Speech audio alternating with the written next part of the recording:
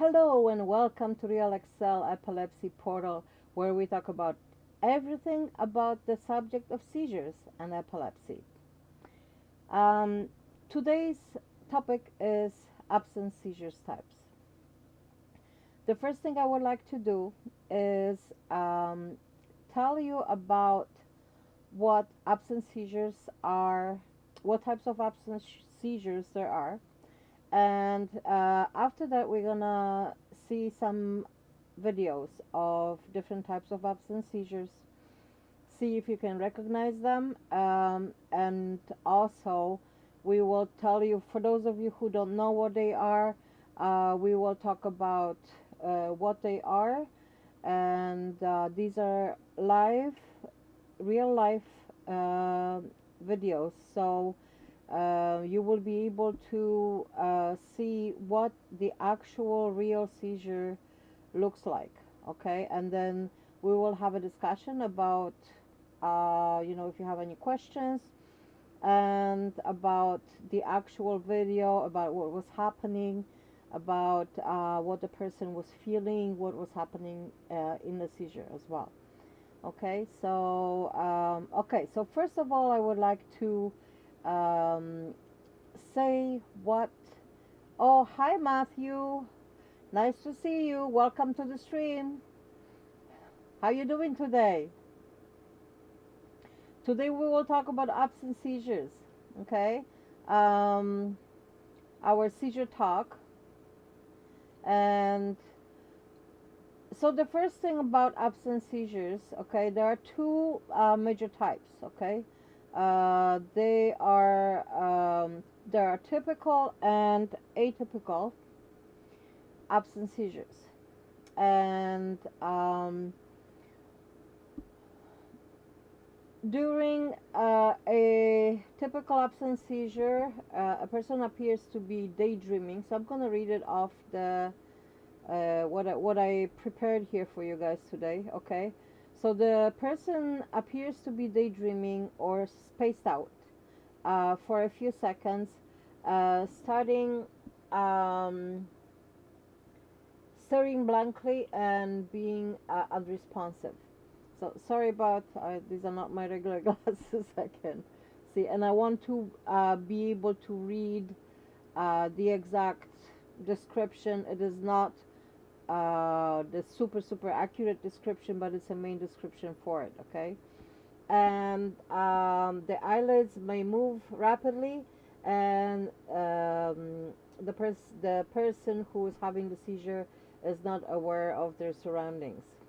I'm glad to hear that you're all right today. Uh, Virginia is not here today. She is sleeping. Uh, so she's sleeping off her lack of sleep last night. Yeah. Okay. Atypical seizure. What is atypical seizure? So these seizures are similar to typical, and they last longer, and they usually include a change in muscle tone. So Virginia, for example, my daughter Virginia, she has had pretty much every type of seizure that I have read about, and I know about, including the absence seizures. Um, so she had some typical and atypical, and she's already an adult. So the absence seizures are usually, or what has been known from the beginning, that absence seizures are only supposed to last for a few seconds, and then over the years things have changed, and we're talking about now seizures that last longer. Now most of Virginia's seizures have lasted longer. She had very little or not many of the very short ones. So it started with very long ones. Okay, when she started having the absence seizures, and or maybe started with very short ones, and I didn't know for a while, and then she had for a while she had very long ones, which I was not even aware that there could be a status epilepticus in an absence seizure. So any type of seizure, if it lasts any longer than 5 minutes, is a status epilepticus. Okay, so you guys have to, at that moment, you should be paying attention to whether you need to call an ambulance if you have something to give to the person so they can come out of the seizure. And that is something that you have to decide. If you don't have anything to give to the person, it's best to call an ambulance, and just to make sure that they're okay. So we will go over videos that I have prepared. I have a few videos that I would like to show you, and we're gonna watch the videos together. And if you guys have any questions, you can ask. I will be making some comments throughout the videos, and hopefully you can recognize. A lot of people are still asking me questions, this and this is happening to me, and I don't know what type of a seizure I have. So the most important thing is, in that first, the most important thing first is to know if you have seizures, if those are seizures, and then you need to go and see a professional. You need to go see a neurologist. Hi, Sophie. How you doing? Yes. EEG of a typical absence seizure with a 3 hertz spike. 3 hertz or gigahertz?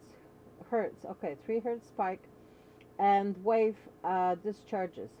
The spike frequency is often faster and at the onset, with a slight deceleration at the end. Thank you.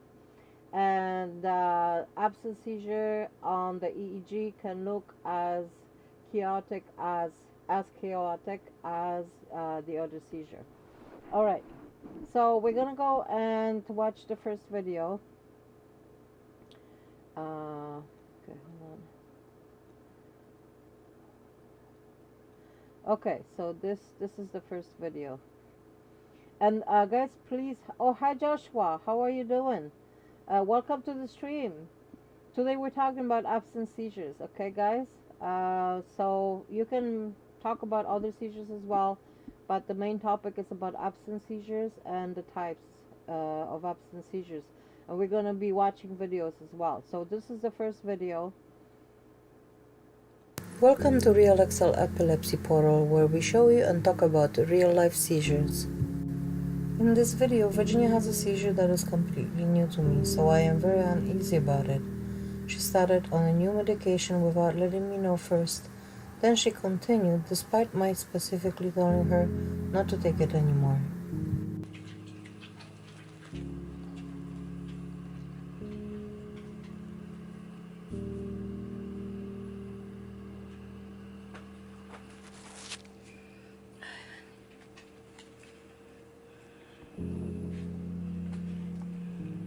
Okay, so do you guys know what this type of seizure is?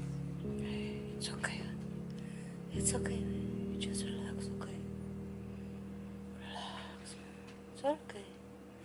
Everything is okay. Okay? Everything is fine, mommy. Everything is okay.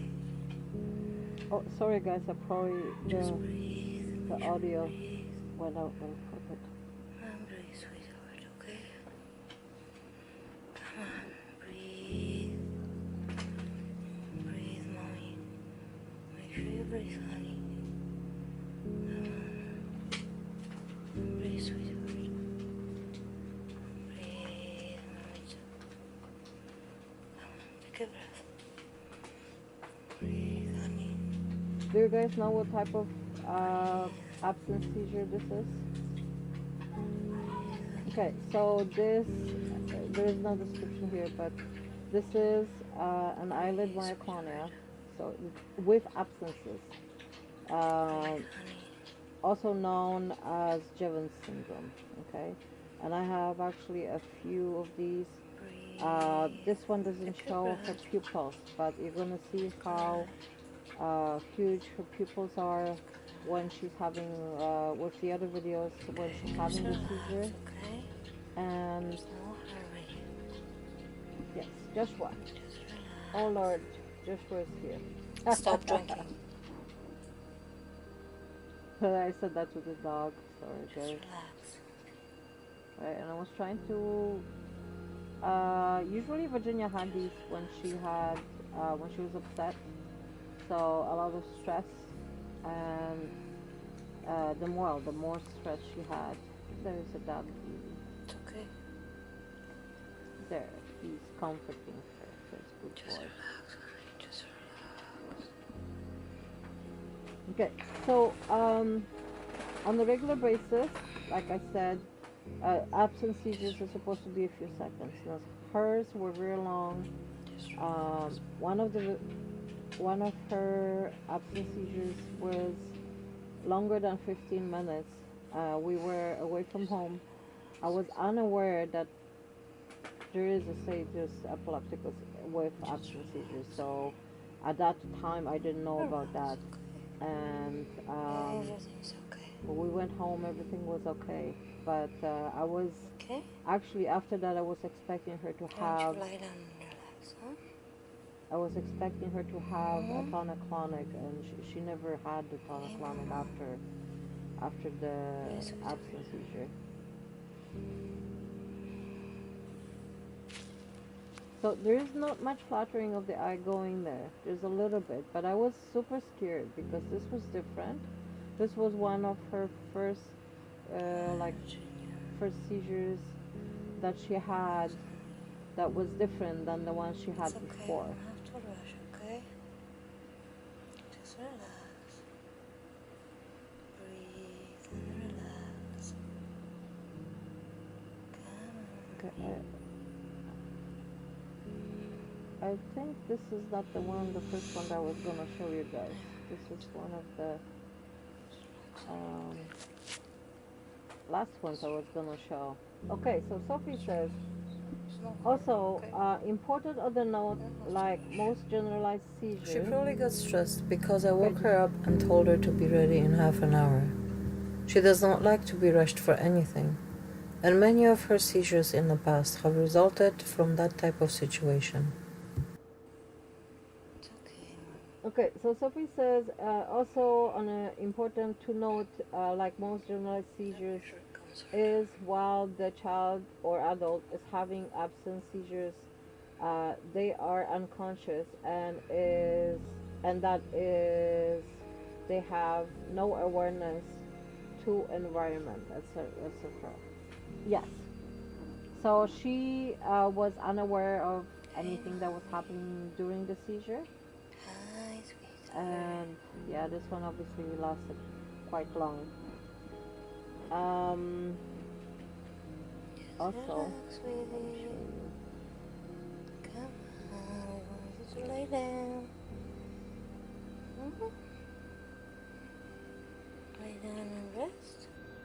I'm trying different approaches and saying different things to see if she can hear and understand me. Since she's not responsive, I continue in attempts to get her out of the state while assessing her so I can recognize the type of seizure she's having. Come on. Just breathe. Breathe, sweetheart. Breathe. Good. Just breathe. Hi. Hello, Mamita. Hi, sweetheart. Hi, baby. Just relax, okay? Everything's okay, fine. so Everything's okay. I'm just trying to calm her down. Just relax. And stay to with me. see if I can get her Hi, out of, sweetie. yeah, I Hi, think she's, Mama. there you go, I think she's Hello. slowly, very slowly coming out. Hi, sweetheart. It's So okay. there you go. That was the atypical absence seizure. It's okay. She's not completely out yet. So atypical absence It's this seizures one. take longer to. This one. Come on. Oh, Zena was so Kisses. small, Kisses. and they take longer Hello. to onset and to Hi, come out sweetheart. from. See, she's taking a really long time Hi, mommy. to come out of the seizure. Hi. Just relax, okay? There's no hurry for Okay, Joshua says I will be right back. The Everything's neighbors. gonna be alright. Uh, Okay. oh my God, strobe light. Oh, Everything's gonna be fine. I'm sorry. Just relax and breathe. Oh, I can't believe this. Hi, This is really mommy. bad. Sorry, guys. The neighbors shined the strobe light in Hi, Matthew's sweetheart. eyes. Wakey, wakey. They Come were on. bullying him. Okay, go take care of that, Joshua, okay? Hi, mommy.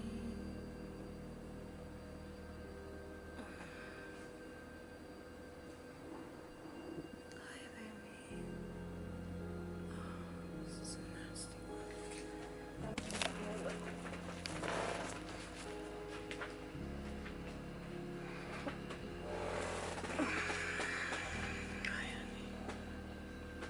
So what I'm doing here is I'm trying to comfort her. Well, this wasn't supposed to be the first video. I had a couple that have more information on it to start with, but yeah, we'll go with what's there.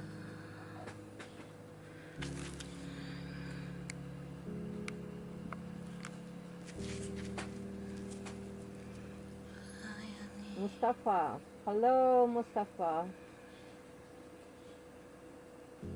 Sophie. So, calling the person's name, touching them will not help, I understand, as they are unconscious. And when they regain consciousness, they may need reorientation. Her breathing is very shallow and barely noticeable. I am afraid she's not taking in enough oxygen for proper function of the body.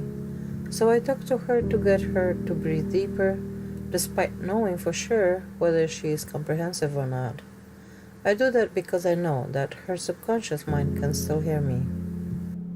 So that is the reason why I still talk to her in convoys, okay, because the subconscious, I'm still hoping that the subconscious can still hear, even though when the person is not aware of their surroundings. You know, when people go under, when they go under anesthetic and stuff, they have, their subconscious is still can hear, okay, so that's why I am thinking that, you know, that she can still hear me, and it's best to talk in a calm voice, you know, in case they're already, you know, trying to come back and stuff, just to make sure that they're okay. Alright, well, how long is this video? This was supposed to be at the end because it's the longest one, I think. Just relax, honey. There's no hurry, okay? You don't have to hurry anywhere. Hi.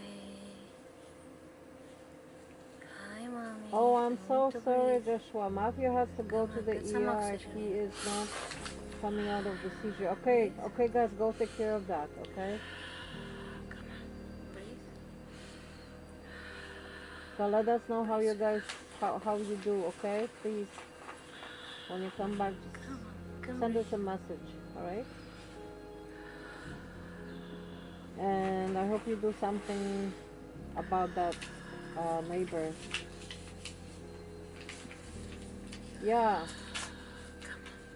So Sophie says, oh no, just stay safe, give our best to Matthew. Come on. Please, sweetheart. Come on. Okay, so here she comes out of the seizure. She's with you here. Mommy's with you. Hi. Hi. Hi, sweetheart. Everything's okay. Okay? Everything's well. Don't worry about it. All is well, okay? Hi, Mommy. So she still looks disoriented right now. Hi. Clearly she's Hi, not sweetheart. quite back yet. It's okay. Just get some oxygen going in there. Come on. Okay, is he coming out of Come a on, seizure? breathe. Is he having a tonic-clonic seizure right now? Breathe, Mommy. Come on, breathe.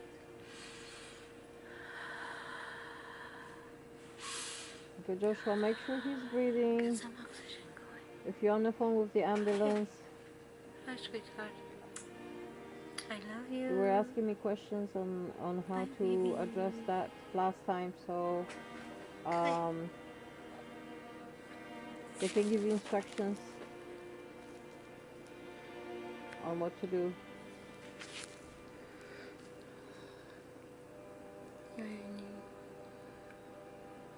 Oh, love, Mama. It's okay. You don't have to hurry, okay? It's okay. It's okay. Just relax. Just relax, Mommy.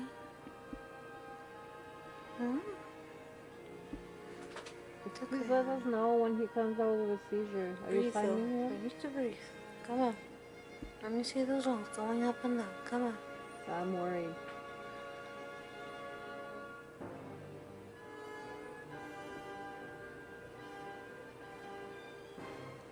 Okay.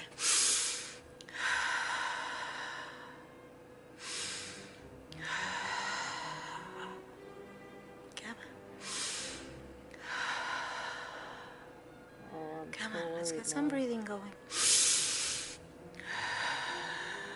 Get some breathing, come on. Come on, come. Come on. That's a deliberate act Get some breathing going, come on. Come of on. hurting someone because if they're aware that Matthew has Ow. seizures and they're doing that on purpose. Here, she pinched me. Ouch. I don't know why, but it used to be her thing when she was little. And you guys should do something about Ow! that. Here, So Zina, it doesn't here. happen again. Bite, Mama V. Ow! Sorry, I screamed. She bit me hard. Are you okay? Are you back? You can't talk? Okay, you guys take care. Let us know how you're doing, okay? Can't talk? No? Can't talk? The speech? You want me to pinch you? Yes, you're still here.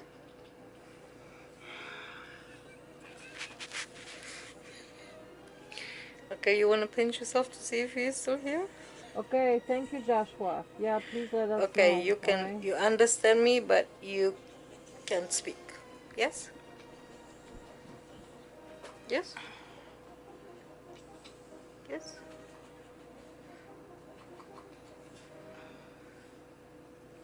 Squeeze your hands. So Virginia here, she when she came out of the seizure, she could not speak. Okay, she was aware of what I was saying. That's our doggy Zina. She was little at that time. Oh, Zina, stop that. trying to wake her up, and she was trying to see if she's okay. And Zina is actually the one that alerts me when Virginia's having the seizures. So both of them are great seizure dogs. One is the one that helps Virginia make sure she doesn't like get up and stuff, and Zina is the one that alerts me about her seizures. Okay, so Stop it. okay, that should be it.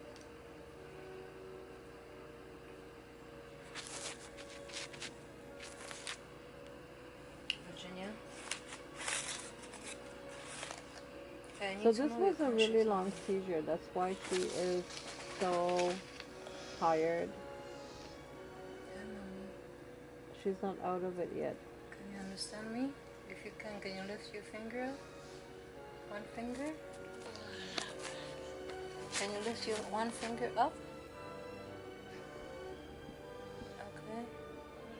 Okay, Joshua, I will keep you all up to date on Matthew. Okay, so I have seen in other seizure types that it is common for aphasia, yes, and it seems to be common with focal seizures. Okay, so Virginia had. But I want to know, is that new medication that you kept on taking when I told you not to? You're not taking it no more. Where is it? Because I know you hid it. Okay, so Virginia here, I figured out, not the first, second, probably even third time. Means I had a tonic. But this was an absence. Not tonic, but atonic. No, not atonic. That was Which muscles hurt? tonic. So a tonic seizure. Which one of the muscles hurt? Means that her muscles were all stiff, and she was actually in that state for a very long time. That's why she's so super tired. Every muscle? Everything hurts? Okay, so Joshua says Matthew is starting to come to in the ambulance. Okay. We haven't taken off to the ER yet. Well, that's a great sign. So Thank you so much I want you to for letting me know that. I want you to eat, and then I'm going to go get water, okay?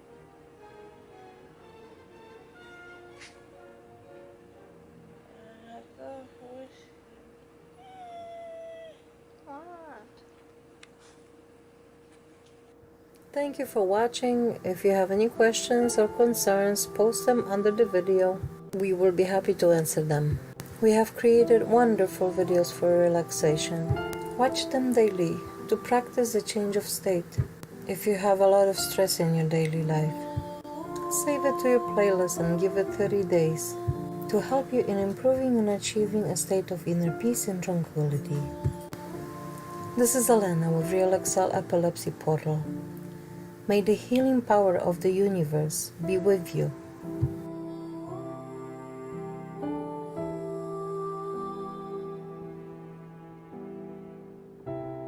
Okay, so this was an absence tonic seizure, okay?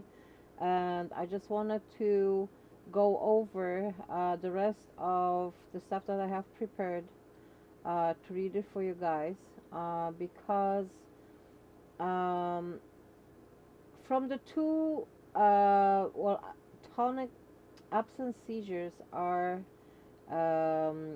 they're generalized seizures, okay? And from those generalized seizures, from like the two types that they say typical and atypical, we're gonna show you and discuss absence seizures, absence tonic seizures. So there are absence seizures which are the just absence. Then you have absence tonic, where the muscles in the body get very stiff and depend on how long the seizure is. The longer the person is in the seizure, the more they're gonna hurt. And Virginia went through hell with those. Then we're gonna show you also myoclonic, which is which is eyelid myoclonia with abscences, called Jevons syndrome. Okay, and absence status epilepticus. Okay, so Joshua says on the neighbors have a warrant in our state. They are going to jail. Well, yeah, because that is against somebody's well-being. So they should really be punished for that. Okay, Sophie says, let us know, Joshua, how you guys doing? You know how things, you know, went in the hospital. If he's okay, okay. Thank you. So Sophie says, as for atypical absence, slow 2.5 hertz, generalized spike and wave discharges accompany atypical absences. These may be facilitated by hyperventilation. Oh, okay. Um, do you have those? Because I've seen Virginia hyperventilate. It was, I think it was once or twice only. If yeah, my memory is not that good. But I remember her having the hyperventilation at least once or twice. And now it was too long ago for me to actually even know what type of seizure that was. And I don't think at that time I even knew about different types of seizures. So I was only aware of the tonic-clonic seizures at that time. Okay, so absence seizures accompanied by a brief, repetitive, often rhythmic, fast, that's 4 to 6 hertz myoclonic jerks of eyelids with simultaneous upward deviation of the eyeballs and extension of the head. Extension of the head? I'm not sure. Okay. Seizures are typically very brief, 6 seconds in duration, and multiple seizures occur on a daily basis. Mostly awareness is retained. So, with the myoclonic seizures, Virginia was, so that was a type of kind of, I think this one, the one you just saw, was um, a myoclonic seizure with absences and tonic at the same time. Okay, I'm just saying that because she did have the eye fluttering wasn't a lot, but it was definitely a myoclonic seizure, and it was definitely tonic. Okay, and it was definitely absence. So she had three at the same time, which is probably why she was tired out so much. Oh Lord, what happened, everyone? Yeah, so yeah, just how are you? Okay, Joshua, I had to stay home and Matthew is on the ambulance. Okay, oh, okay. All right, so I guess Matthew is back because he just texted us. And hopefully, Matthew, you're okay. And that you guys do something about that neighbor, because that is not right, and that is something that should be addressed so they don't repeat that kind of behavior to hurt you again. Okay. Hi there, Matthew. I am so sorry that happened. There was a video shown. Yeah, that's okay. So we have more videos. We have lots of more videos. And I want to go over them. So as I was talking about the absence seizures, that they're typical, atypical, that they are, so those are two kind of general types, and then they are generalized seizures, sorry.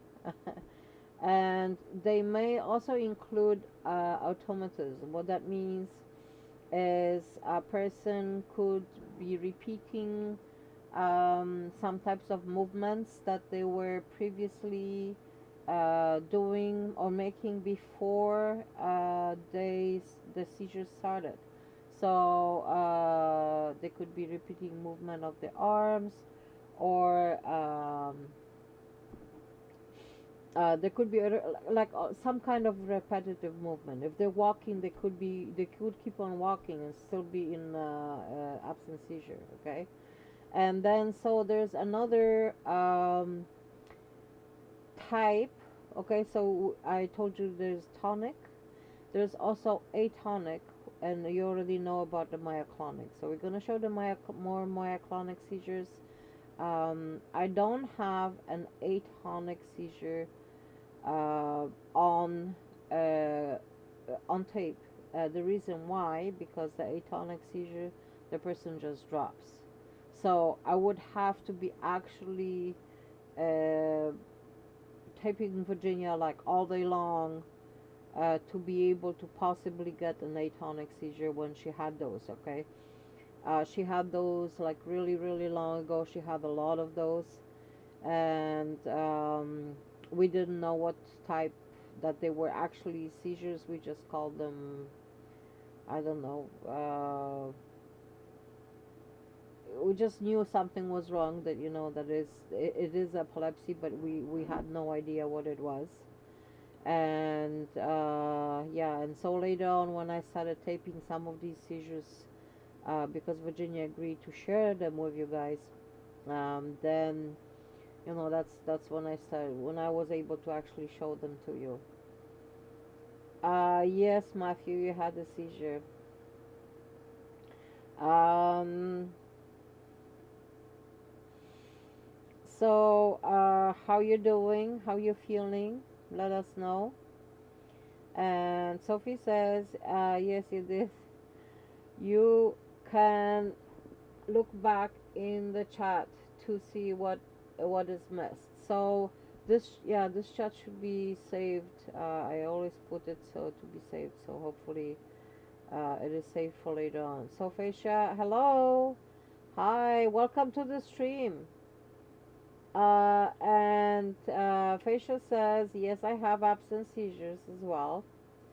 So you can probably, if you want, if you like, you can share with us what type of absence seizures you have and what you feel, what you go through. We're going to be showing some more absence seizures in the stream. Those are real life absence seizures. And then so we can discuss, some of the things that, what you go through. And if you guys have any questions, if you want to share information, share your knowledge. I know Sophie's been sharing a lot of knowledge. She's the expert on absence seizures. She's been having them for a very long time, and she also has been extensively learning about them, which is a very very good trait, because you guys should know about the type of seizures that you have. The more you know, the better. And so Sophie says, an atonic seizure involves sudden loss or diminution of muscle tone without apparent preceding myoclonic or tonic features. Atonic seizures are very brief and may involve the head, trunk, or limbs.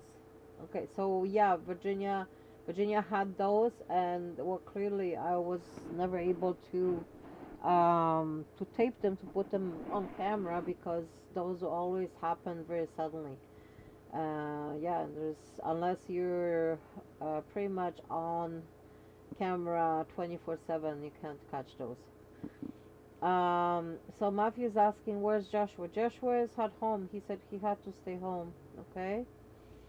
Well, you should be well taken care of with the ambulance, and they're gonna take care of you. And you guys, try to get in touch and see if, I don't know, if he's gonna pick you up from the hospital, or how you guys gonna, or how you gonna guys go about it. So Sophie says, I'm just going over what types there are from the International League Against Epilepsy and the Epilepsy Foundation. Yes, so that is great because Virginia also had those seizures, the atonic and dead-tonic. So we're gonna, okay, let's go and show another seizure, okay? We're gonna go and see the next video. Oh, I don't know why this one is still here. Okay, so here it is. Virginia has all kinds of seizures. She has tonic-clonic, she has tonic, she has myoclonic, and she has absent seizures. So in this video, she's having a couple of absent seizures, which I've been able to record, and that gives me the opportunity to share it with you. Virginia's been stressing out about not being able to take the dogs out. She has been indoors a lot since the summertime. She's been spending more and more time indoors, and that also has reflected on her health and well-being. With these seizures, she has no recollection of the time that has passed, and she has very strong headaches afterwards, and usually just goes to sleep or to rest right after that. Okay. Debbie, not in the mouth. Just not convulsing. That's good.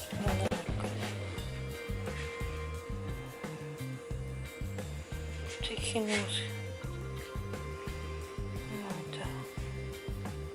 So Joshua says, I am home. Matthew, you are going to get checked out. Okay, that's good. And then Petra says, I have a blank stare or picking up my clothes.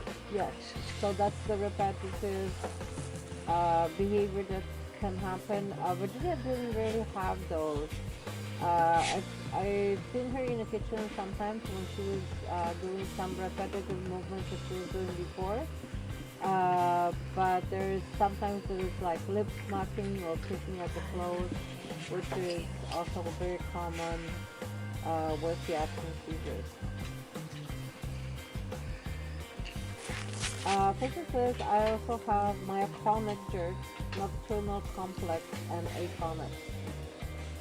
Sorry to hear that. So we are gonna show the Virginia has myoclonic jerk. You okay?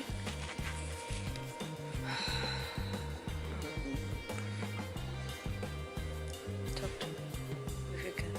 And her seizures, she had them at different Don't go well. of I'll take her, them out, okay? I would say No. different stages of her No. life. She had different kinds Okay, of Mama? seizures. Yes. If you want to come out, we'll both come out. How is that? If you want to go and get some fresh air. And if you're not feeling well, just stay in bed. That's okay too. She was stressing out about the dog, and that's It's okay, why. honey, I'll do it. But she has to go out now. That's why I'm gonna get dressed quickly, okay? So Matthew says, I have to go. I am at the ER. Okay, Matthew. You stay well. Okay. All our best. Stay healthy. Okay. And let us know how you're doing. Okay, later on.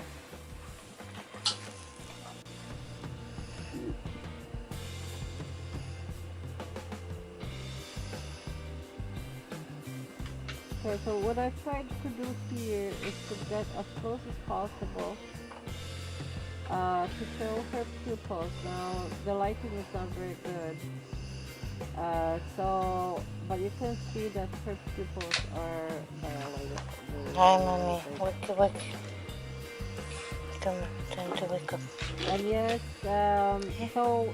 here Sophie made a comment, which is yes, the person is not responsive because they're not aware of what's going on.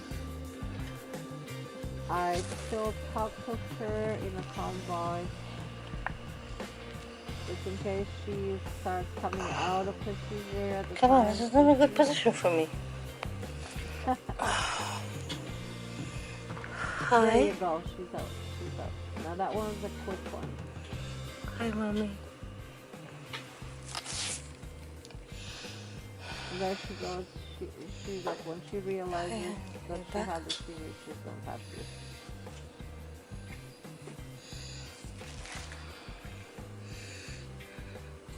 Oh, she looks so sad and tired. There you go. Headache, really. I'm not gonna take them together again. Okay? So a lot of symptoms I'm just gonna take Devi and that's it. when people have seizures. And then I wanna take Zena at a different time. That's what I was thinking to do. Are you okay? Can you talk? Okay, so a lot of times when a person is having those types of seizures, so they could have after, so post seizure, they could have a headache. They could have muscle ache. So if it was a tonic seizure, so absence with tonic at the same time, then their muscles are gonna be very, very sore, which you saw in the first video where she was like very, very sore, and she just, she just wanted to rest because she was super, super tired. Oh, hi, Crystal Clear. Nice seeing you. All the best. Happy New Year, and thank you for coming to our live stream. Um, Crystal Clear says, I'm just going to say Crystal. I have done a lot of worldwide research on my seizures due to hospital nonsense. Yes, we know all about hospital nonsense, so we went through so much. I have probably as many stories as you do, Crystal, and learned much on the spiritual level and other cultures. It's working, and I have stopped my meds. Okay, so how is that working for you? Is it are you better? Because sometimes too much or the wrong stuff can actually make the person worse. And what was happening, I was actually complaining in the other, I think it was the first video, when I was saying that she took some meds that I said, and I was clearly against them. So the neurologist prescribed them to her. That was a different neurologist, not her regular one, and I said, do not take that. And she went herself to fill out the prescription, and she did it. Okay, and those new types of seizures started as a result of that. Okay, so sometimes more is not better. Many times more is not better. So it depends. If you start taking something it's not working or things get worse, guys, you really, really need to first of all really quickly contact your neurologist and get off the stuff that's making you sick. Okay. um Sophie says, oh wait, okay, so Crystal says, info is on my Facebook page. I'll transfer them to yours later. Okay, yeah, thank you, Crystal. Sophie says, important to note that there is no posticto. So, actually, there is. So, the reason why I was saying that, because when she was having the first seizure, that was absence, that was a myoclonic, and that was tonic seizure at the same time. Okay, so she was having 3 seizures, which was still an absent seizure. Okay, at the same time, and you could clearly see that there was a postical state there. All right. So many times, in the postictal state, if you're saying the postictal after a tonic-clonic is a different postictal state, okay? But it's usually still a headache. And Virginia usually had really bad headaches after a long absence seizure, and not every time I knew whether it was absence tonic or not. So only after I have realized that there are different absence seizures, I was able to differentiate from was it a tonic or if it wasn't. If if I gently touched her and just see whether her muscles at the moment were stiff or not. Okay, so let's watch another video and see that. Okay, so Crystal says Alan Watts is one person who speaks of the human mind with how it's high of human mind with how it is. Okay, I'm not sure what that means. Okay, Sophie says unless the child or adult had a cluster in which they would be confused. Yeah, so that could have been a cluster which it was a status epilepticus because it was longer than 5 minutes anyways. Um, so it was a status epilepticus. So whether she was, it looked like it was a continuation. So it didn't look like she came out and went back into another one. It just looked like a continuation, right? We're still talking about the first one that she had. Okay, so we're gonna go. So we're gonna talk about here. Aren't absence seizures supposed to be like seconds long only? So. Hello, Elena Delgado here with Real Excel Epilepsy Portal. Aren't absence seizures supposed to last only a few seconds? Virginia's absence seizures last way longer than 20 seconds, which is more than the maximum time I have ever seen in any description of an absence seizure on the web. If you have experience or knowledge of absence seizures, please, we need your help.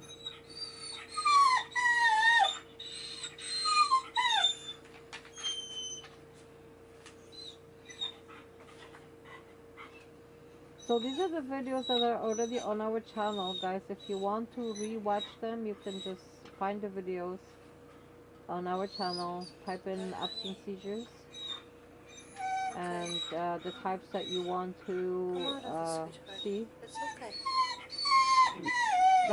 That's my dog Zena. She's crying. She knows Virginia's having a Zena, seizure. Shh. Don't cry. Come to mom. Come here. So Okay. she has severe muscle pain, and so this was. Hi. It's okay. So this was a Thank you short. for watching. Subscribe to our channel if you like to stay in touch. And please leave us your comments on how your absence seizures affect your body. We are very interested in anyone who has knowledge of post-ictal body pain. Perhaps burning nerve pain? Make sure to comment below. This is Elena and Virginia Delgado at Real Excel Epilepsy Portal channel with lots of love to all of you. Okay, so that was it.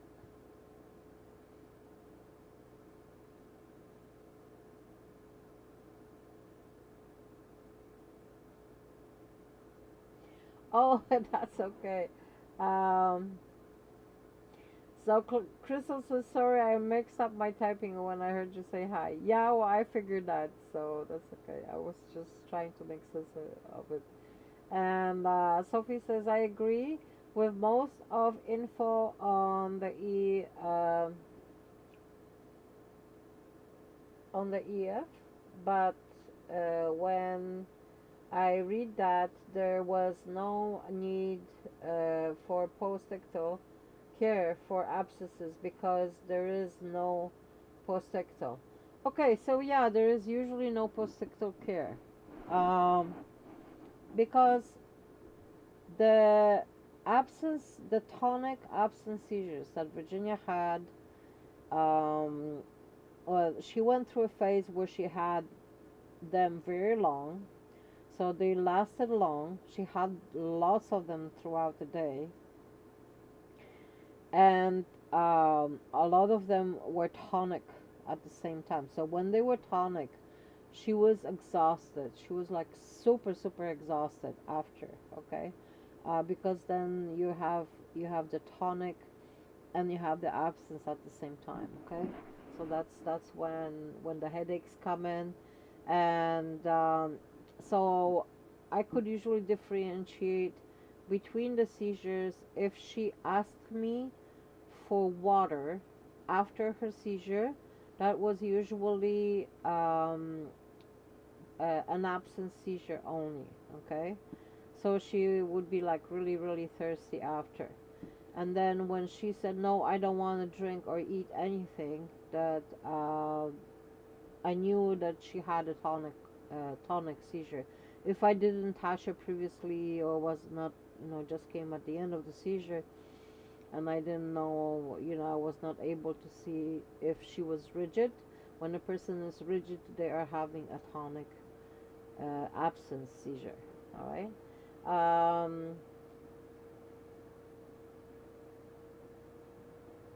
So what's the EF? I'm not sure. Okay. All right. So just let us know what you meant by EF, Sophie. I'm not getting it. Okay. So let's watch another one. So this one is a very close up on the eyelid myoclonia, okay, with abscences, which is the myoclonic, also called Jevon syndrome. There you go.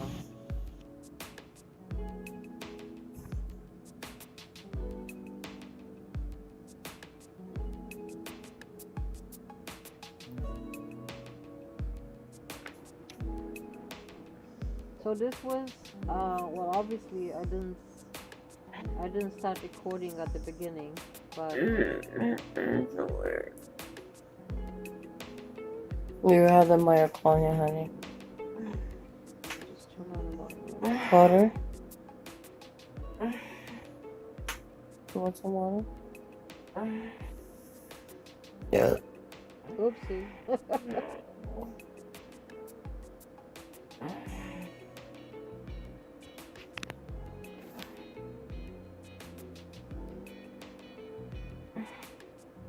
So she was just telling me she had a terrible headache just before it started.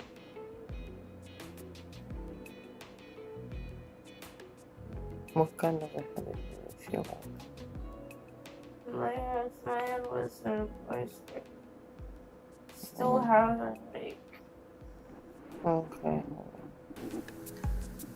Although this type of epilepsy is usually diagnosed as a childhood epilepsy, Virginia has only started having these seizures as an adult, and only after she started herself on a prescribed meds that I told her not to take.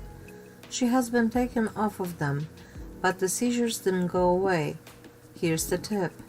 If you have this type of seizures, it is possible they may be induced by an inappropriate add modifications. Talk to your neurologist about it. We will be discussing this and other type of seizures in our future videos. We invite you to subscribe if you haven't done so yet. As always, lots of love to all of you, and see you next time. Okay, I'm not saying goodbye, guys. This is one of our previous videos. Okay, I'm just playing them to see different types of seizures and to show you different types of absence seizures that Virginia had. Okay, so Crystal says, I was sent to speech therapy, but it was of no use as they did what they were taught. I was being taught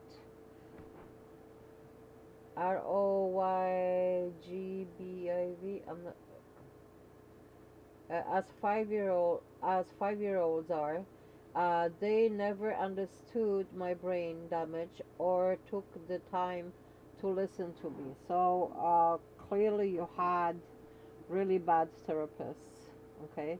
Because a therapist that is a good therapist knows, especially where it comes to the brain, that every person is different. Every person's brain is different, and they have to take a different approach, and they have to take time and study each person individually, and they have to assess them, and they have to find out and really find out how to help them, okay? And that's the only way. It's if you get to know the person, and it has to be one person taking care of you over a prolonged period of time, because they have to take their time to get to know you and how they can help you, right? um, Sophie says that was Epilepsy Foundation, okay. And then atonic seizure involves bilaterally increased tone, uh, atonic, so not atonic, because uh, I hope you guys are reading this that at the same time, so you know what I'm talking about. Involves bilaterally increased tone of the limbs, typically lasting seconds to a minute. So uh, these descriptions are not correct, and I am speaking from experience, and that's why I am showing the videos, because from experience. So I always like to go to what's out there, okay, so the information that's given to us, and then you go to what you have learned from experience. And well, Crystal, and you, Sophie, you clearly know what that means, because sometimes the description says one thing, and then what your experience is a completely different thing. So but it is also good to always read the description, so you can learn something, because sometimes you could omit something. You'd say, okay, yeah, you have you could be diagnosed with absence seizures, and they'll just say, oh, you just have absence seizures. But Virginia had absence seizures. She had the myoclonic seizures, the myoclonia with absences. She had the tonic absence. So until I learned about it, and I read about it, and I investigated, and I looked at it, and I said, oh my God, this is different types of seizures, which, especially with the tonic one and abscesses, I had a really hard time finding it online, information about it, okay? So it took time before I found information, and I think I have another video on that I can share with you guys.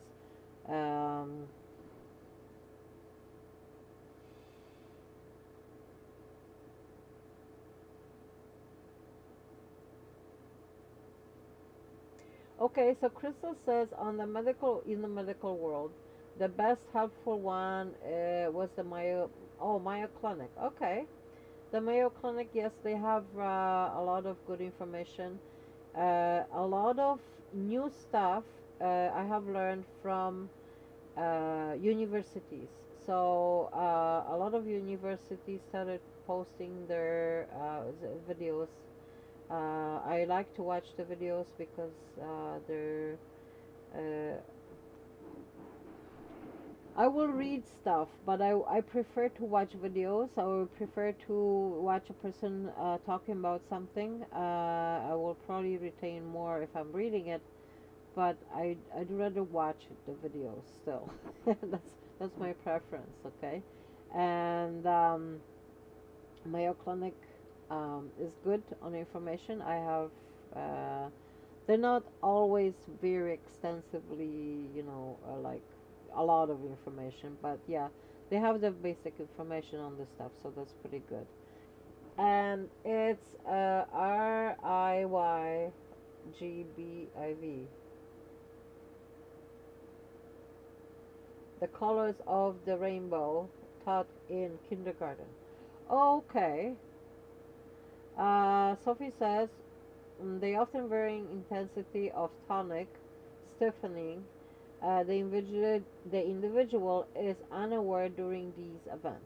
So yes, Virginia was not aware of her surroundings during her absent seizures, because those are still absent seizures, so generalized and absence, okay? And so the person is unaware of what's going on. And at the beginning of tonic seizures with more intense stiffening, individuals may make an expiratory sound. Okay, so yes, that is, so yeah, depends on, this is, we talking about the tonic, usually when the tonic starts with the clonic and then the clonic goes, okay? So whether it's a tonic and clonic or it's a tonic absence. So those are two kind of different, I would say, mixtures together, because Virginia had both. She had pretty much all kinds of seizures. So the tonic clonic, usually she makes noise. Well, she always makes noise with those, and that's how I was able to hear her before we got the dog. That's how I would always when we were moving, we had actually moved a lot in our lifetime. So when we were moving, I always looked for a place in the latest moves that her bedroom would be close enough to mine, so when she was having a seizure, that I would hear her having the seizure. Okay, that was a really important part of that. And the tonic, the sound that the person makes when they start having the tonic clonic seizure is the one that is a good, well, kind of good alert for the person, for someone else to come and help. And that's how I was able to help Virginia many times. So yes, they really need to do that. Many don't, sadly. So Crystal says. Okay, so we're gonna go and watch the next video. So this one here, and then this one that's a tonic absence seizure here, and it's during the day, and we were in a car, and this was, I think, the first time or the second time.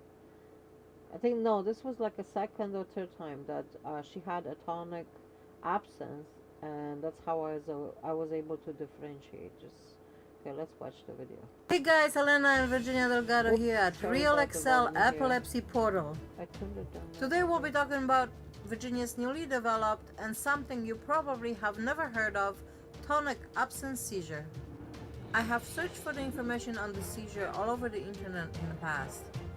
And since Virginia's seizures started getting more frequent and intense, I decided to search on the internet as long as it takes to find the answers. And after over an hour of search on the internet, I finally found my answers on the National Center for Biotechnology Information website, with the distinction that Virginia's seizures are tonic and absence at the same time. And this website talked about similar type of seizure studies. I have named Virginia's seizure a tonic absence seizure because both seizures are happening at once in the same time frame. Okay, so as I was expecting, these are tonic seizures. Looks like it's an absence seizure, but it's a tonic because I'm trying to move her muscles are really hard and rigid, and I can't move her arms. Okay, honey, try to snap out of it, baby. Come on, relax. Okay? Okay, come on. Come on, baby. Relax. Relax. Everything is good, honey. All is well. Very hard and rigid. Okay, this is the left side. The right one too. The legs are very rigid. She's been suffering this. This has got to be fixed. Okay, sweetheart. Relax. Okay, just came out of it. Hi, honey. Okay, muscles. Okay. See? Good. Okay. Leg. Leg is good. Alright. Have some water, huh? Oh, so this is a tonic and absence and she's still thirsty. So after some of the seizures, she did not want to eat or drink anything because she felt nauseous. But after some of them, she Can you always, tell me she how was you feel, very honey? thirsty. Can you talk? I'm in pain. Like after every seizure. Okay, this is for... The pain shot in my back again. Before I blacked out. I came out of it. And then you were with the camera, as usual. Well, I try to get it in time. Okay, so usually the beginning of the seizure is not there. And my shoulder hurts more every time. The right shoulder? Yeah. Okay. Afterwards or in between the seizures? After. Okay. After the seizure, right when I come out of it, my shoulder hurts more. Okay. Other than the pain in the shoulder, do you start from the beginning and tell me how you feel? Did you touch me? Yes. So I was stiff. Yes. So You were very stiff. You were very rigid. There's no way I could move you. So what I was suspecting all along, that those are, okay, they say, I don't know, absence seizures. I never heard. Those are. So that's why my back, my shoulder hurts more because the tension. Honey, you muscle, like I touched your arm because I was trying to like just comfort you on your arm, and I felt your muscle, and I said, why would you have the muscle like, you know, bulged up while you're in the seizure? And the last time I was suspecting that you had like your muscles were rigid because you were telling me about how you feel pain after the seizures. Well, I still feel pain. No, But like, I mean, I feel more pain after a seizure. Like, Yeah. I feel like yeah. So you were telling me how you feel pain after the seizure, and the only way to get the pain after the seizure is if your muscles are very tight. Okay? Now this seizure wasn't a few seconds, this one was longer. This one was closer to a minute. So we need to get you in bed, take some nice, relaxing tea. Okay? I'm gonna make a tea for you.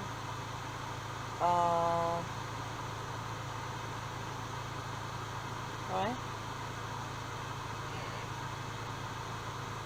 Melissa, I'm gonna make Melissa tea for you. That one is very good for relaxation. And you take the valerian in a pill, okay?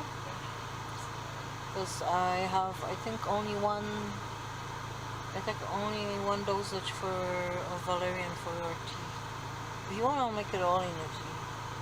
But I prefer you take the pill so you can get a nice relaxing sleep. Maybe it's stronger. See how the effect works. Because I think that's gonna really help you to relax your nerve pains. I'm hoping that the valerian is gonna help you with that. Alright? And you really need to call your doctor right now, the neurologist, because we really have to go see him. Alright? And he's probably still there till 5. Let's do that. Okay?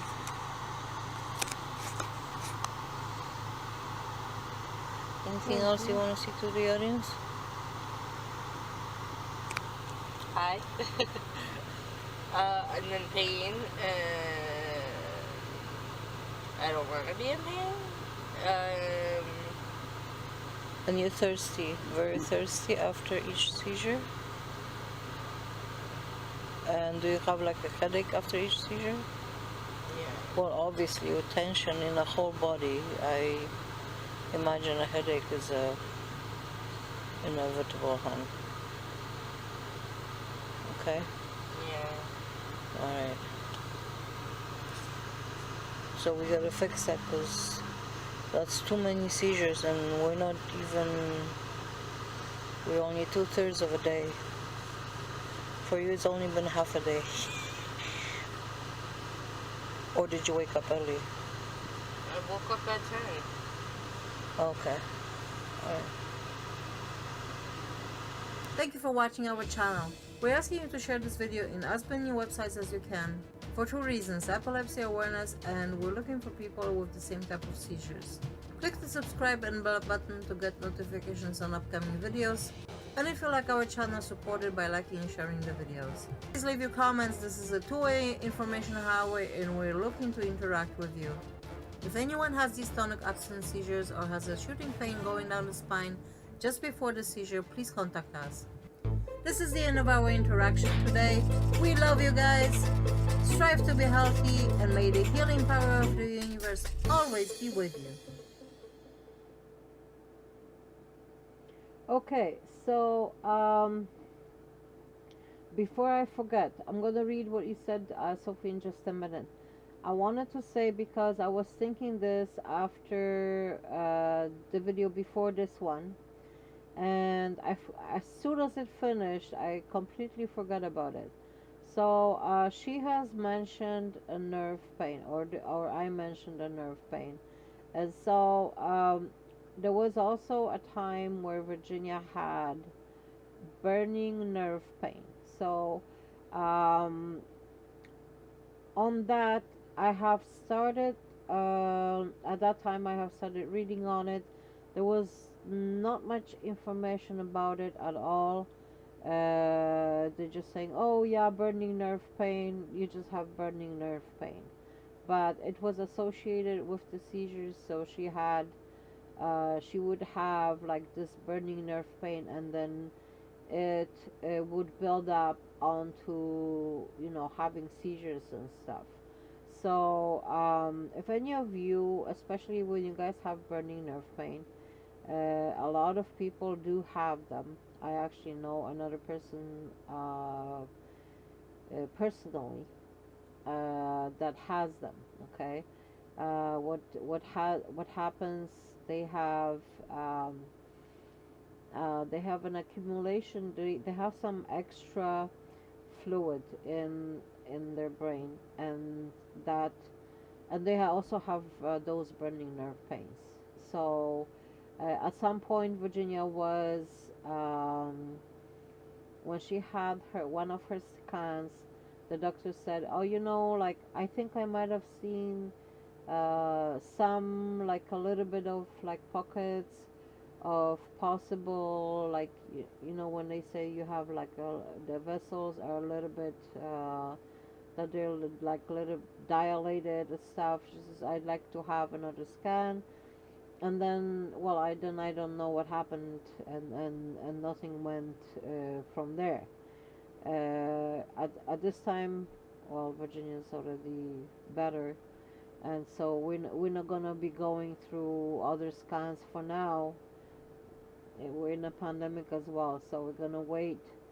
As long as she is better, we're not gonna be poking the bear, and we're gonna take it easy and just continue on what she has right now. And um, but if you guys have those burning nerve pains, I would like to learn more about it as well. So any information that you have about your personal your type of seizures, everything um, is a learning experience for other people who come and watch these videos. And so you guys, if you share it, other people may say, oh, you know, I have the same thing. I was not aware of, you know, those were even seizures, because many people, they are not aware that they are having seizures. And you know, unless you see it, unless you actually see someone else having that seizure and saying, yo, no, this is a seizure, they don't know it. Okay, so that's why sharing information, talking about it, helps others. And it also helps you guys and everybody to know that, you know, you're not alone, that other people have it, that other people go through these things. And then, you know, maybe you can share some pointers, you know, that help you get through things, especially as you know, an emotional support, and just knowing that you're not alone. Okay. Okay, so I'm gonna read what Sophie said. I was gonna read it, but I didn't want to forget about the nerve pain, so I wanted to talk about that. Okay, so I have used info from the International League Against Epilepsy, but I will use info from the Epilepsy Foundation.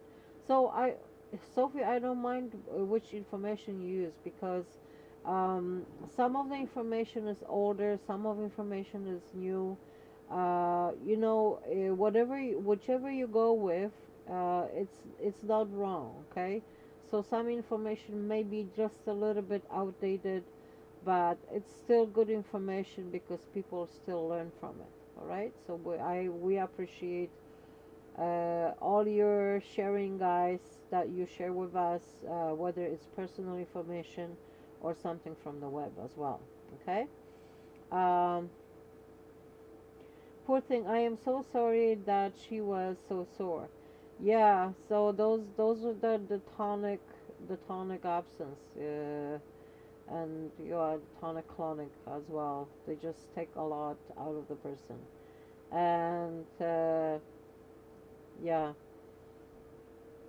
Okay, so I have a next one here. This one is in the evening. We went to pick up some spring water, and this was when it was kind of in the middle of it. So Virginia was usually the muscles, because she's stronger than me now. I was stronger than her before, but now she's stronger than me. And so whenever she can, she's the muscle, and I'm the brains. And sometimes we have to switch. Okay, so we help each other, we complement each other in however we can. Okay, so here is the video.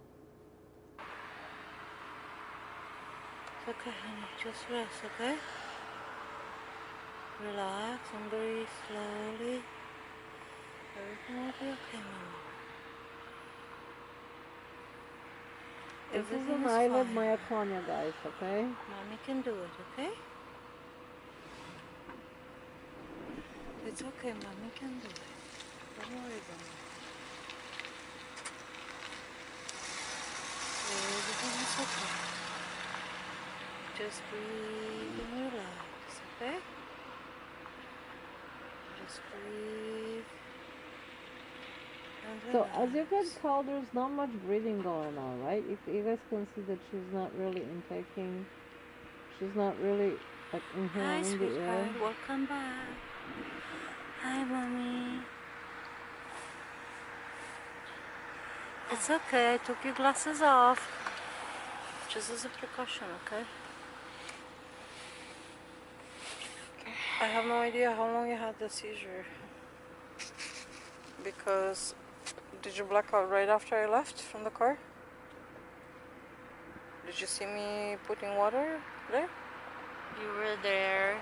Uh-huh. Took a picture of the guy's plumber's crack. and Okay.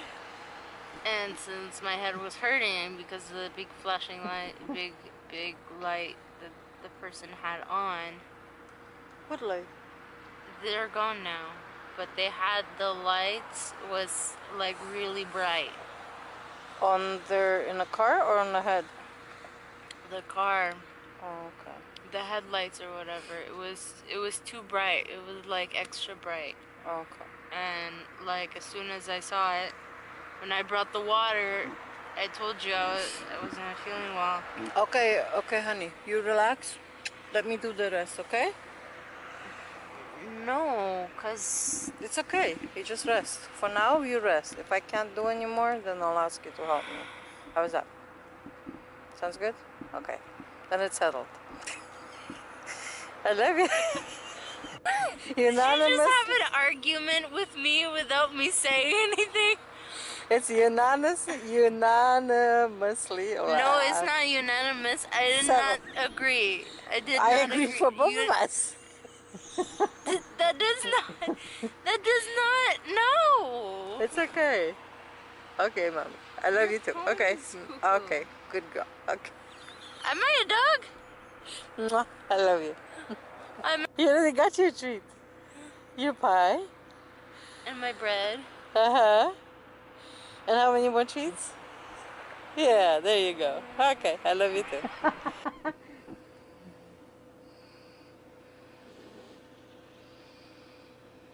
So that's the second. Well, she had lots of these that night. So my hands are slightly cooler. Put on her forehead to see. They're not extremely cold, so I don't shock her. But just to see if it can help her to relax a little bit. And come back. Come on, mommy. Hi. It's okay, baby. Just breathe, okay? Breathe, sweetheart. So Sophie says I can see that the pupils are dilated, which for some will brown eye color. And oh yes, I know Always those remove type the of objects. headlights. Even I know those type Okay, of honey, headlights. just relax. Oh, those are horrible. They're like It's super okay, bright, It's okay. super I got bright you. white. Everything is fine, Like, okay? Don't worry, mommy's gonna open it. It's okay, baby. Everything is okay, honey. Just breathe, okay? Breathe, mommy. Breathe, honey. Everything is okay. Just relax and breathe, okay? oh, it's probably also because it's a nighttime, sweetheart. Sophie. When in the night, people's pupils are more okay. dilated Okay. Do than you they have your are during the crib? daytime, because You don't have there's it? less Okay, you know light what? coming in. I'm gonna get those 2 bottles that I opened up. I'm gonna wrap it up and I'm gonna go home and get. Yes? Okay. You okay? Huh? Cold? Okay. And that's the end of our seizure vlog, and it's time for our tip of the day. Practice mindfulness when it comes to every single thing that triggers your seizures. If you don't know your triggers, learn what they are and avoid them at all costs. I love you guys, stay healthy, stay happy, and see you next time.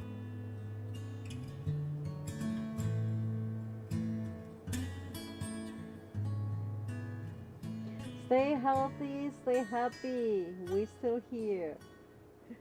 Okay, so yeah, so I wanted to say that we had one live stream on, like, staying positive, being mindful and on focusing on what you focus on is important, and what you focus on in your life. Okay, so focusing on the positive and on the good things are definitely gonna bring more of that. Okay, so gratitude, mindfulness, and positive focus are all good practices. Okay, so this was the rear myoclonia. Okay, let's go down, and I think I already did. I already put that one. I think I already. Okay, no, sorry guys. This was the one. Okay, so there's the next one is along along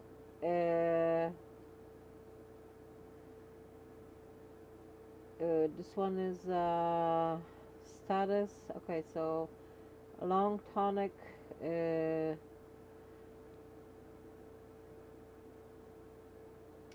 Okay, that's a long tonic status epilepticus. Okay, on the Hey guys, in this video we're showing you a cluster of 3 seizures. An absent seizure that turns into an eyelid myoclonia, as well as a tonic seizure for which duration is unknown. Overall time is 10 minutes and is considered status epilepticus. Zina, come back here with my socks.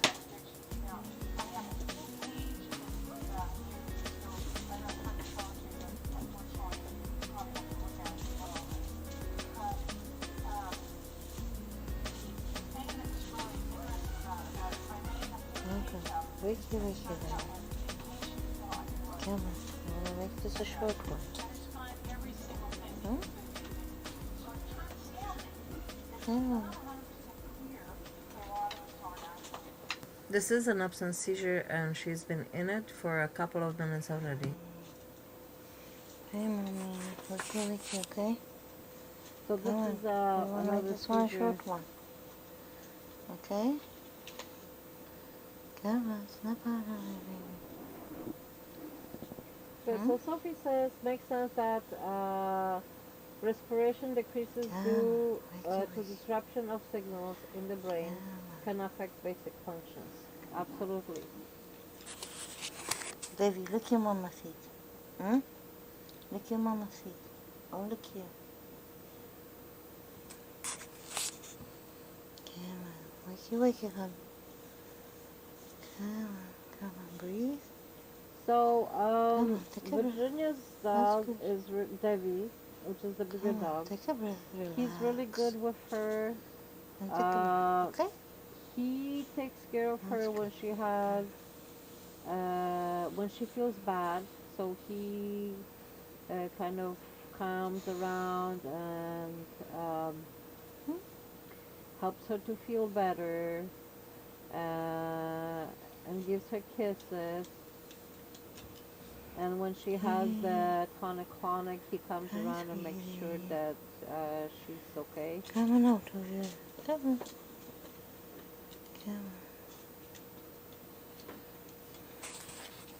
Come on, snap out of it, okay?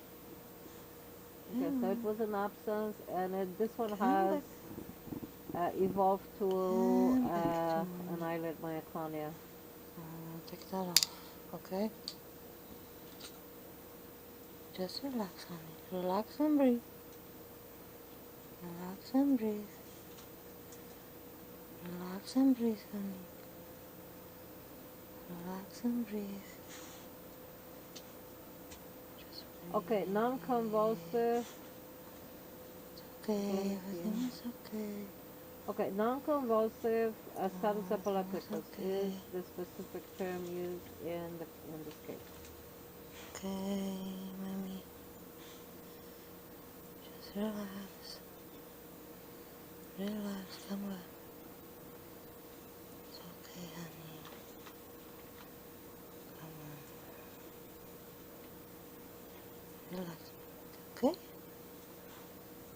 So there are still extensive studies done on the brain, and sometimes, you know, the people say, Relax, okay? the doctors say, oh, you know, it's like this, and then they change and they say, oh no, it's like that. So we're learning about this every day, and we're learning new things about the brain and how it works, and about seizures, and about different types of disruptions in the brain. So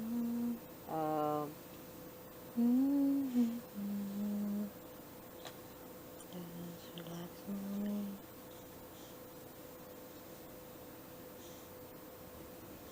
Just relax. yeah, that was very long seizure. Just relax. So continue learning on the types of seizures that you guys have, and always educate yourself.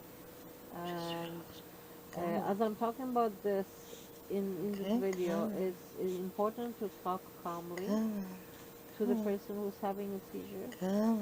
Okay, even if they appear to be disconnected, meaning not there.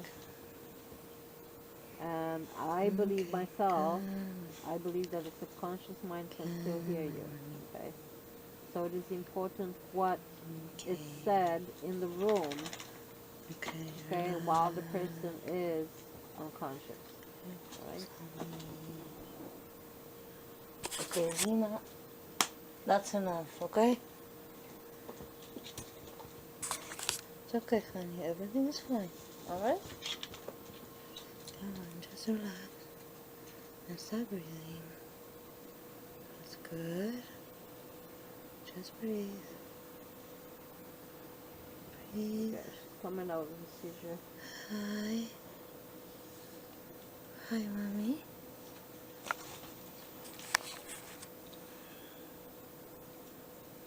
Hi. You wanna lay down? Wanna lay down? Hi. Breathe, okay? Breathe. Get some oxygen in there. Come on. Okay, good. Come on. Let's get some oxygen in there. Come on. Breathe. Breathe. Yeah, she went back into another seizure. Breathe. Come on. Breathe. Breathe. Breathe. Okay. Come on. Just breathe, honey. Come on. So Sophie says non-convulsive status epilepticus is characterized by persistent change in mental status from a baseline lasting more than 5 minutes. Okay. Generally with There you go. Hi. generally with the epileptiform activity seen on EEG monitoring and subtle or no motor abnormalities. Okay. Hi. Thank you, Sophie, for that. You have a headache? Muscles too? Hurt? Which muscles? Everything? Okay. Do you want to lay down in my bed or you want to go to your bed? You want to go to your bed? Okay, hold on. Don't get up yet. I'm going to help you. Okay? I'm going to go together. Alright? Okay. Grab me. You can't walk? Okay.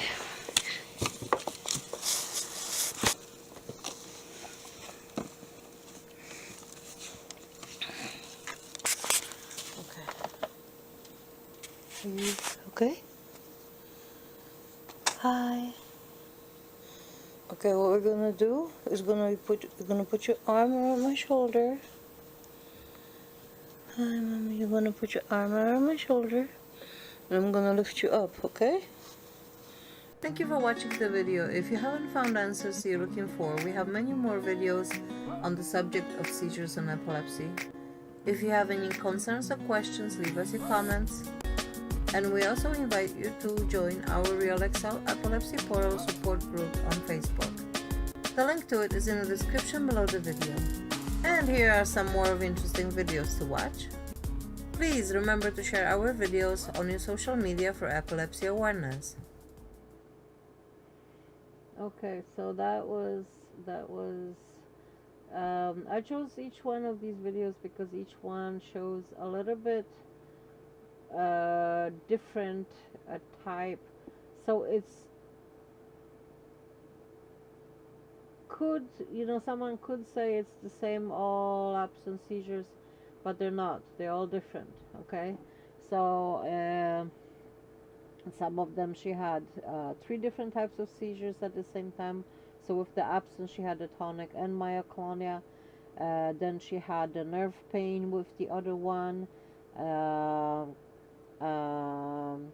Then the other one, she was affected by the lights.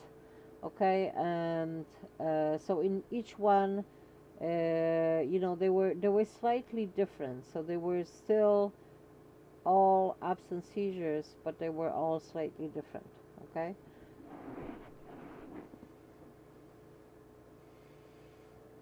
Okay, so okay, I already read that. Okay, so one more. I think I have one more video. Okay. Hold on. Okay, so we're done with this one, and we have this one at home with the Gibbon syndrome. So this is eyelid myoclonia. This one's quite short. It's okay, just relax, honey, okay? We can clearly see the fluttering of the eyes, and Just relax. at some point there was this one lady, she was saying that she had that her sister tells her that she's been having this movement of her eyes quite often, and she didn't know she was having seizures. That she was completely unaware of having seizures.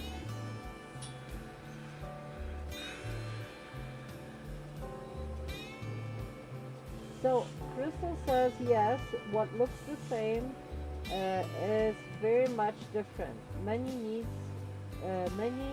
need to look deeper into the story, I guess. I'm fine now. Okay.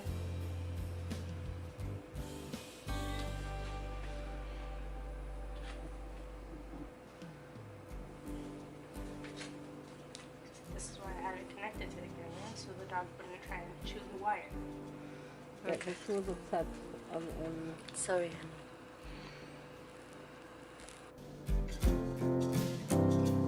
Oh. A little bit loud. Sorry about that.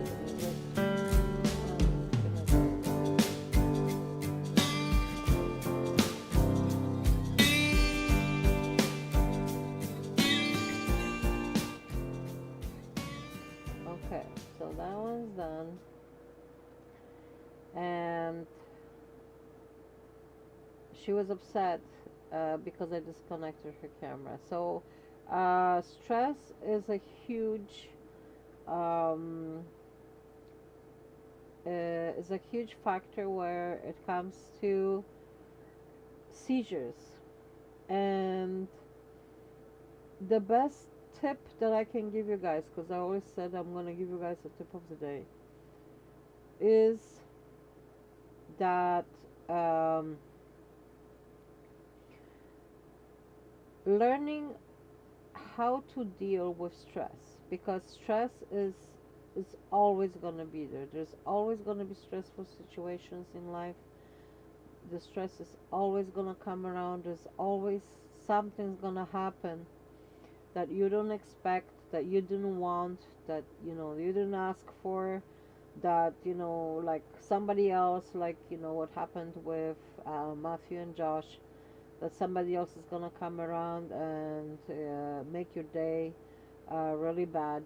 So stress is gonna be there all the time. Okay, learning how to deal with stress and how to handle your own stress, okay, and how to handle situations where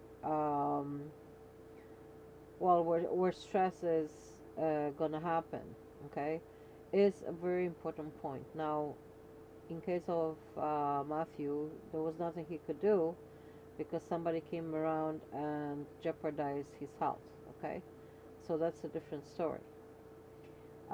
But we're talking about just stressful situations where something happens that you're not happy with, and just handling it in a slightly different way that perhaps serves you better than just plainly getting upset over it. Okay, and I'm I'm just saying that learning how to handle, how to deal with stress, is the main key in that, uh, in everybody's life, not just people with epilepsy. A lot of people right now, they're going through anxiety and they're going through depression and they're going through a lot of stuff because now they're stuck at home.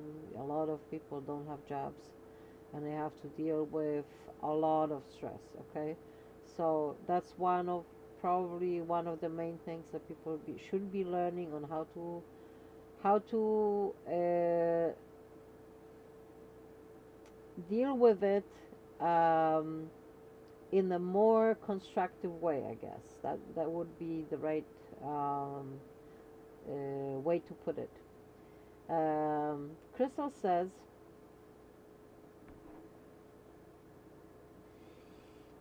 like a microscope, use the heart and mind and look deeper into one's issues. And it's great that you are giving the many varieties of the I guess of seizures, yes.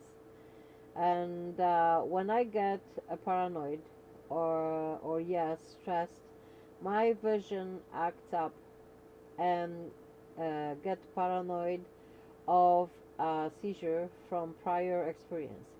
I start doing breathing exercise, excellent, and it clears my vision. So, why? Well, first of all, why the vision gets blurry or bad is because when people start getting upset, they stop breathing properly. Okay, they're no longer taking enough oxygen into the brain. So when you do your exercise, you're actually bringing the oxygen that your brain needs, and then you feel better. Okay, so in many cases, people may have seizures. Okay, this is just my opinion. They may have seizures because they don't have enough oxygen coming to the brain at that time. Okay, so I mean, they're doing EGs, they're doing the spikes on the brain, but are they doing anything to measure the amount of oxygen coming to the brain when the person start getting upset, when they start getting irritated, when they start having, like, let's say, anxiety, or they're being uh, really stressed out to the point, when where it's too much for them. Okay, so that's when, like, Virginia usually had most of her seizures, is when she got upset because she felt like, you know like there was, like, no way kind of out for her. So for example, when she felt bad because she was already not feeling well and she wanted to take the dogs out, so she felt bad because she felt kind of she felt trapped in a position that she couldn't do something. Okay, and so she felt bad about it and she had seizures. That day she actually had a lot of seizures. All right. So Sophie says, okay, then my absences when I was young lasted 1 second, and they were frequent every minute, 2 minutes and a half, and I do not think I have any video pre-diagnosis. So yeah, you told me that you had like thousands of those seizures throughout the day. You know that um, that must have been like super super difficult for you and your mom. And from what I understand, Sophie, that you are better now, and things are better for you. And like, are they better? Like, are they improving with time? Like, from what I know, they're better than what they used to be, so they're not as bad as when you were a child, right? And so Crystal says varieties of her videos is what that meant. Okay.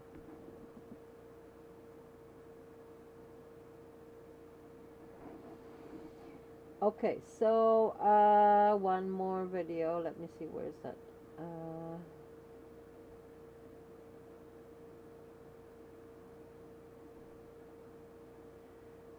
okay, so this one is a little different. This one talks about just slightly different, and it's about CSF. Just watch the video, and then you guys can comment on that. And Sophie, if you have some information, you can also post it. That would be wonderful. Okay. This is like the 20th today. Oh. This is the 20th. I see. Okay, let's see if it's stomach. I always have to make sure. Okay, it's not stomach. And always, if you're checking, make sure it's gently so the body doesn't go into shock. This was one of the days when Virginia had so many episodes, and I was so worried, I told her to stay in bed until I got home. To my surprise, she called me from the street when I thought she was at home to ask me for help, but because of severe frustration, anxiety, and depression, all at once at that moment, unable to tell me where exactly to look for her. It was a very emotionally upsetting and stressing experience as I ran home from the laundromat to drop groceries off and then free to go and find her. I kept on calling her cell without a result. No one on the street helped her up, even though she fell on the ground crying and asking for help of the people passing by. Shame on the humanity for being so indifferent and lacking compassion for those who need it. After a long while in fight and flight mode, I finally found her and took her home. Sweetheart? Hi, Mommy. Hi, sweetheart. Hi. Okay, so she's coming out of the seizure right now. Okay, at least this one wasn't as long, okay? And after this video, I'm gonna tell you the story, guys, because that story was that's a story about people being indifferent, not caring, seeing her on the street, and she was begging people for help, and nobody would help her. No water? Okay, you know what? I'm gonna let you sleep, okay? Because that's what you need. You need to rest. What?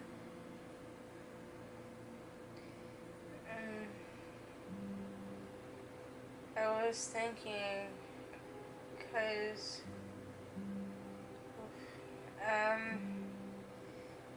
I've been having this dripping thingy from my nose, and it just like I had it for such a long time, and I never thought about it until I actually learned about some things that the body does that can be dangerous, that you might not even realize, or something like that.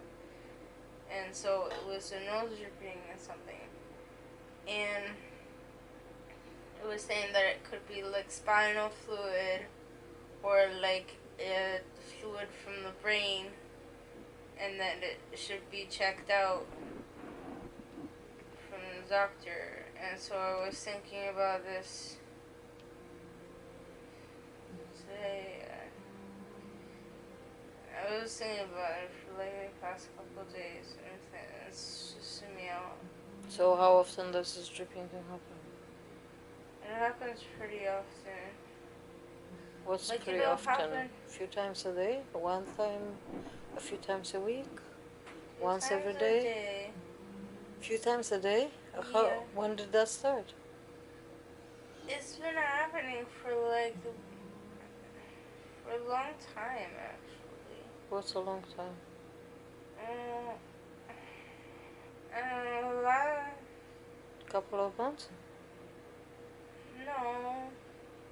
1 month? Years. What? Years. Years? Okay, well, we'll talk about it. But it wasn't as bad before, and it only recently, in the past couple weeks, got really bad, so that it's like a few times a day now. Because before it was like maybe. Okay, when you couple have the times a dripping, week. right now you can tell me whatever you want, but until you actually have it and it's happening, you have to call me. Okay? But it feels like it's just mucus coming out, but that's what it said That's what you that it's called gonna me. feel like. Okay? And then we're gonna adjust this tomorrow. Right now you need to sleep, you need to rest, and I need to take care of my body. Because I'm hungry, I'm a bit nauseous because I had to go through anxiety and stress. Very high stress. When I was on the phone with you, I was in the laundromat, right? I put clothes in the dryer on the second floor. I put money in the dryer, and nothing happened. So I was carrying the food from the car. I had to grab the clothes, tie them up, and carry them to the next floor laundromat together with the food, dragging everything together to put in another dryer and then rush home. Press the button. Yes, I pressed the button many times. I even checked if it was plugged in, because it didn't seem like there was nothing going on. Anyways, rest. Okay. They should put the out of order. Okay. I love you. Sleep. Yeah, me too. You don't have to worry about anything. All you have to do is rest and recuperate. And I don't have a recovery drink, but if I happen to go to Sobeys to pick it up today, then okay. Protein shake is fine. You want a protein shake now? Can I do it? Yes? Okay, that'll help you, okay? Alright. I have a seizure.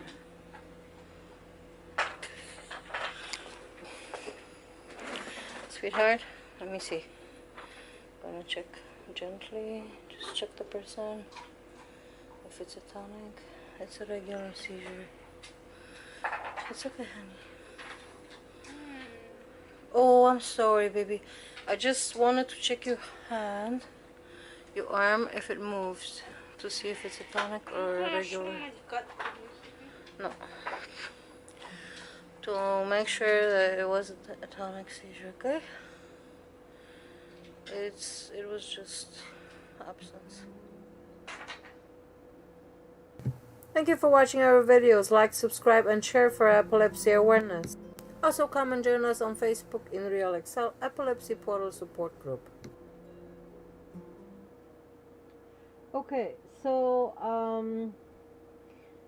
Crystal said Great Reform Society needs to help each other and do unto others as you would have done to you. Yes, absolutely.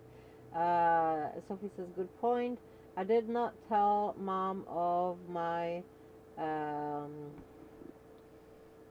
possible recurrence of seizures. I had kept it and covered it up from June 2017 till when mom and I went to the adult epileptologist in February 2020. So yeah, you know, guys, it's sometimes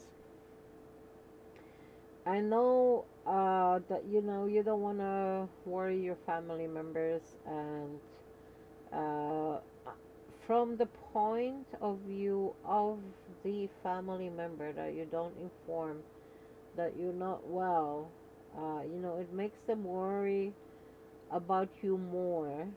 The reason why is because they're thinking, oh, if you're hiding this info now, or if you've been hiding it for such a long time, what else? What else are you hiding, and how much more You're gonna be hiding in the future if you're not okay. So, because like Virginia often withheld information from me on how she felt and what was going on with her, well, you know, many times, very, very many times, with super important things. And she didn't tell me like until like way, way later. In many cases, years later, which is not okay and was not okay. But you know, withholding that information, trying um, not to worry your family member, it's best actually to share something, okay, to let them know what's going on, so they know what's going on, and they can help you and they can support you, okay. And from that standpoint of that family member, this is what I would really strongly advise, because that's the best way of going, okay. um, Sophie says, I had them at college, at home, while visiting my cousins. And I'm pretty sure that, you know, you had them at college. A lot of times you were probably also stressed about the school. Virginia had a lot of them when she was going to school. And the more stressful the school was, the more seizures she would have. Okay, so that is a very important part of your life. You know, when you're, let's say, if you have to work in a very stressful environment, or if you have to go to school in a stressful environment, that will definitely affect the way you feel, um, the way you're gonna respond to stress as well. So yeah, that makes a big difference. You know, if you have support, if you have good friends at school or at work, and people who, you know, support you, or don't, okay. um, so yes, I covered it up. And yes, so you know, because I'm mom, um, I would advise you guys, especially those of you who are young, and you know, you don't want to worry your mom, because your mom or your dad, your family member, the one that you trust the most, the one that you know, that's looking after you, you know, guys, share with them what's going on with you, okay. Let them know. It's best um to let them know, because if there's any issues that can be addressed early enough, you know, they may prevent a lot of problems in the future, okay. And that's my advice, mom's advice, okay. So Sophie says, all of the visual videos I sent were before mom knew. Oh, really? Okay. So yeah, yeah, the timing. So I have only a few of those videos, because I told you I actually had a few of my laptops crash on me, and at that time I actually wasn't saving a lot of information. I was not kind of right now you can like download them and save them in the cloud or whatever on an extra storage. So right now I actually have an extra storage where I can save things, where before, whatever was on my laptop when it crashed, you know, I lost all of the information. So few crashes. Anyway, so let's go back to the video. I wanted to um, tell you the story, okay, about the video where Virginia she went out that day, okay, so she decided to go out even though I told her not to. Okay, she went out, and she called me from the street. So I was not aware that she went out because I think I was shopping and doing laundry at the same time. That was like a really busy day for me. And then she called me from the street as I was already in the building. I was coming back home, and she called me from the street, and she said she didn't know where she was, and for me to come and help her. But because she was disoriented, she could not tell me where she was. I was so I was so stressed because uh, how are you gonna help someone if you don't know where they are? Okay. So after that episode, and there was another one as well that happened. So there was actually two different episodes that happened that made us. There's something called there's a feature on Google Maps that you can share your location with your family member. Okay, it's not a tip top 100% accurate, but it's quite at least quite accurate to pinpoint the area where the person is. Okay, and to help to find the person. So after that, there was another episode after that. I don't think I was aware of that Google thing because until the second episode. But in this episode, I was looking for Virginia, like I was driving around looking for her like crazy. I found her sitting on the ground. She was with her dog, and she was sitting on the ground, and she was like she was already like coming around. She was still not like not completely aware of things, but she was crying, and she said that she was asking people for help, and she was asking people to help her up, and nobody would come to her help. Okay, nobody would like nobody would help her. And I'm thinking, what sort of people just ignore a young girl asking for help on the ground? Okay, so she might have seen the see, that's the issue, because when people don't know about seizures, and that's why it's so important we share this, because we want people to know about seizures. We want people to have knowledge about what seizures are, what they look like. If you know that somebody's having a seizure, you gotta help them, guys. Okay, because a lot of people think, oh no, this person is, just they're using something, or they just, they're drunk or something. Okay, they don't even come close to help because they're just presuming that that person is, using something. Okay, and that's not okay. No. I actually helped one person that was about a year, I think 2 years ago, to get home. As it happened, I actually thought she was in a seizure. She was on a substance.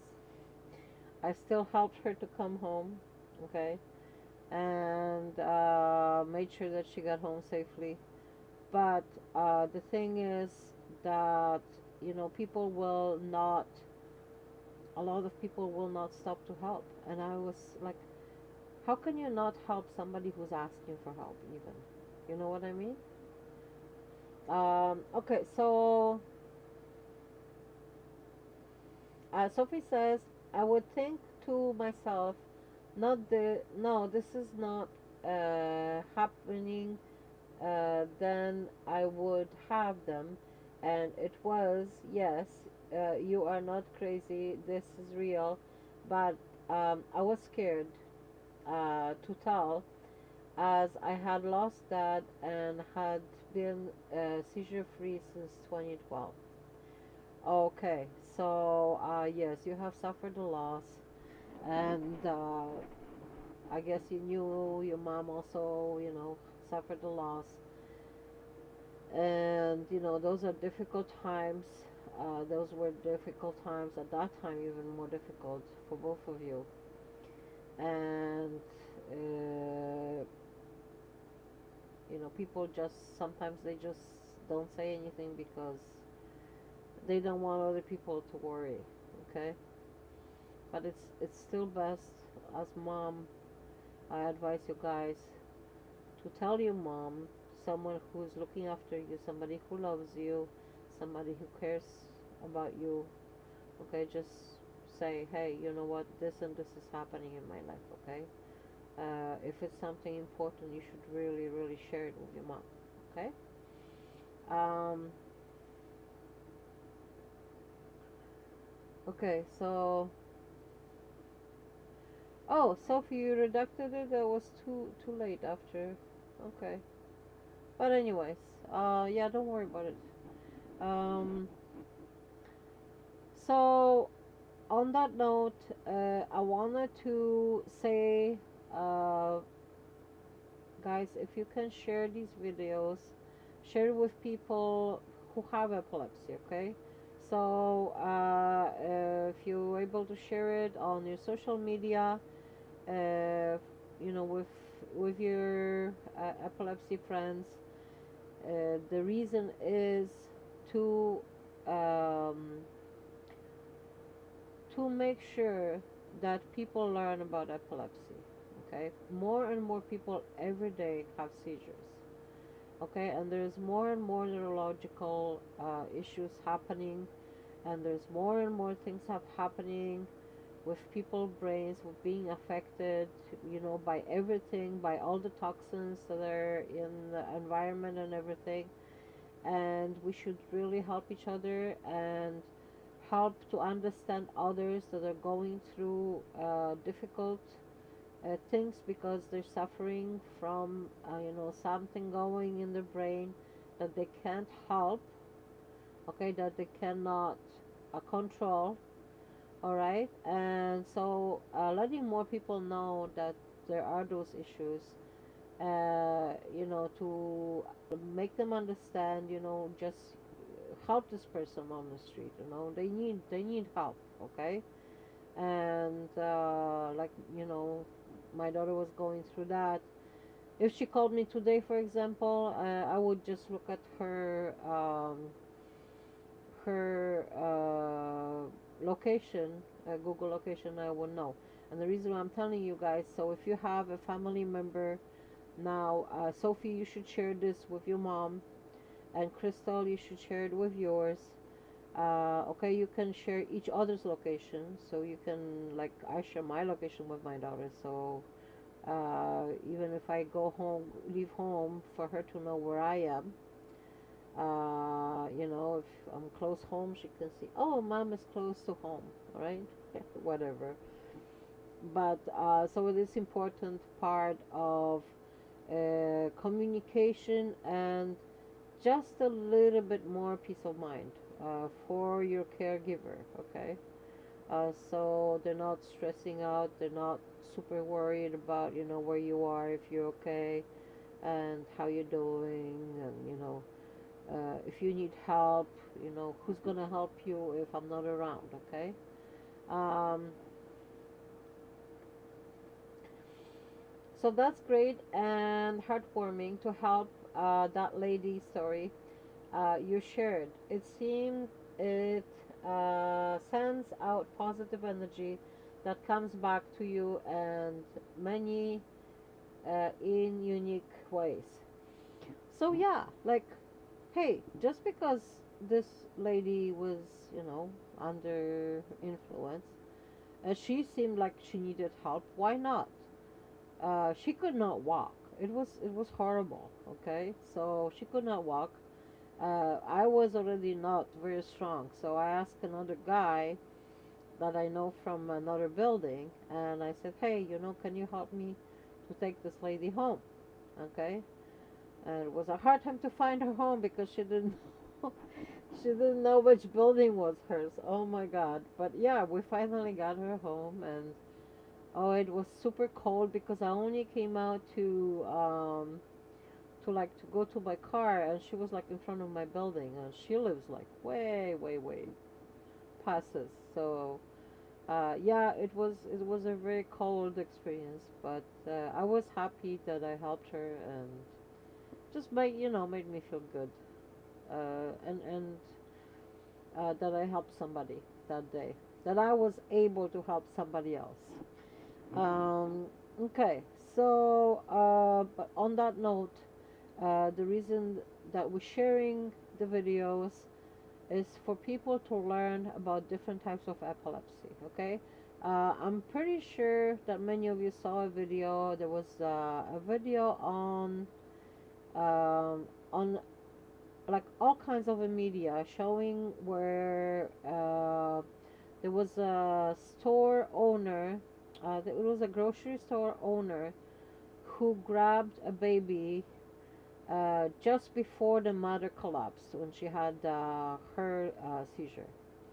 Okay, I'm pretty sure all of you saw it.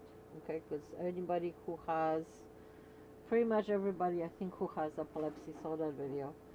And it was an amazing story. And because the store owner knew that she was about to have a seizure, so he grabbed the baby and saved the baby. Okay, obviously the baby at that point, is defenseless, and he saved the baby's life. So that's a great story.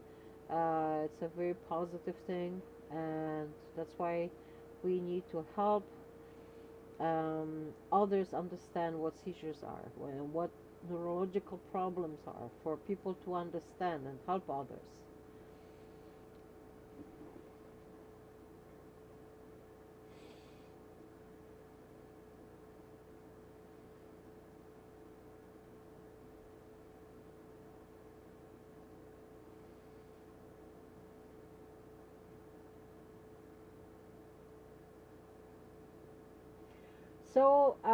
So far, okay, so, oh dear, but meant kindly, Crystal says. And then Sophie says, so fun fact, talking and helping out with others who have epilepsy or talking of seizures can trigger me. Oh, are you, is it stressing you out, Sophie? Like, is it because you're stressing? And no, I understand the point where you tell yourself, I don't want to. Okay, so I'm going to tell you this because Virginia has gone through this um, before, okay? And she told me, I think, okay, when I tell myself, I don't want to have a seizure, I don't want to have a seizure, I don't want to have a seizure, then she has a seizure, okay? So I told her how the brain works. And I told her that the brain does not understand negation. So you can say, um, I don't want to see a red box in my room. Okay? If you have a red box.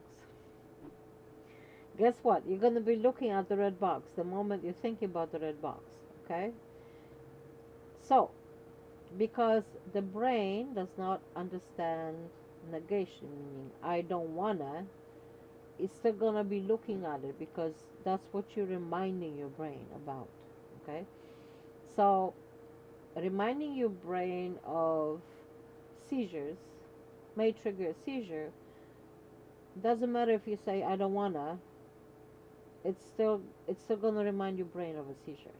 Okay, so you could say, when you want to imagine, okay, for the positive affirmations of your brain, okay, positive focus, saying, I am seizure free.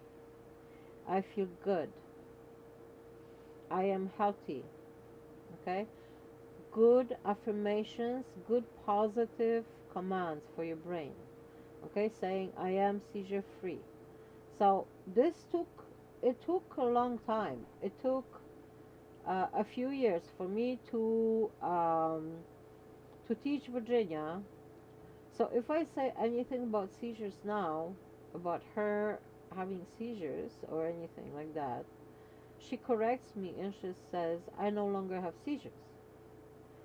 Okay?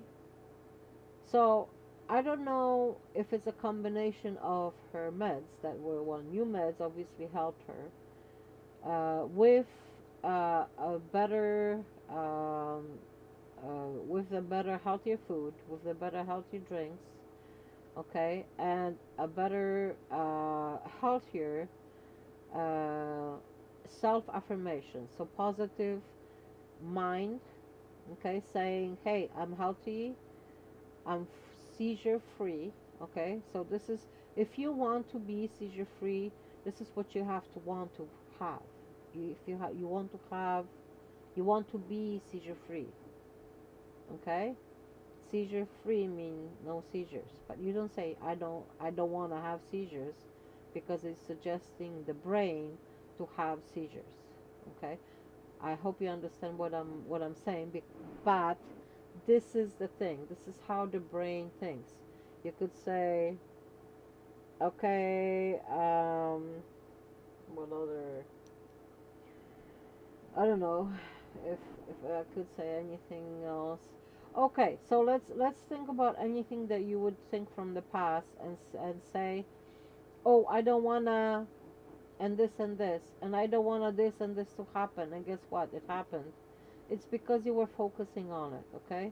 So just rewiring your brain on how you focus on things, on what you focus on, okay? So for those of you who didn't see that live stream, guys, go and see the focusing, the positive focus with live stream, okay? And that one talks a little bit more about the positivity and how to focus on things in a constructive way. Um, so Sophie says, so hypothetically, if V and I were to hang out, I would not be a very chatty person and would likely just stare. Okay, I'm pretty sure that she would understand that, first of all, because she is she has gone through that, and she understands, and she has gone through all kinds of seizures.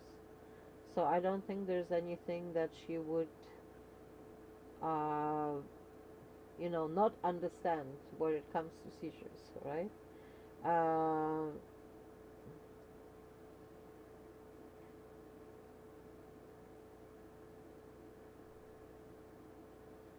okay.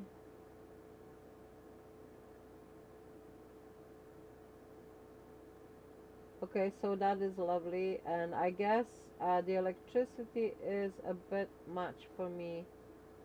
Get it? I'm not sure about the electricity.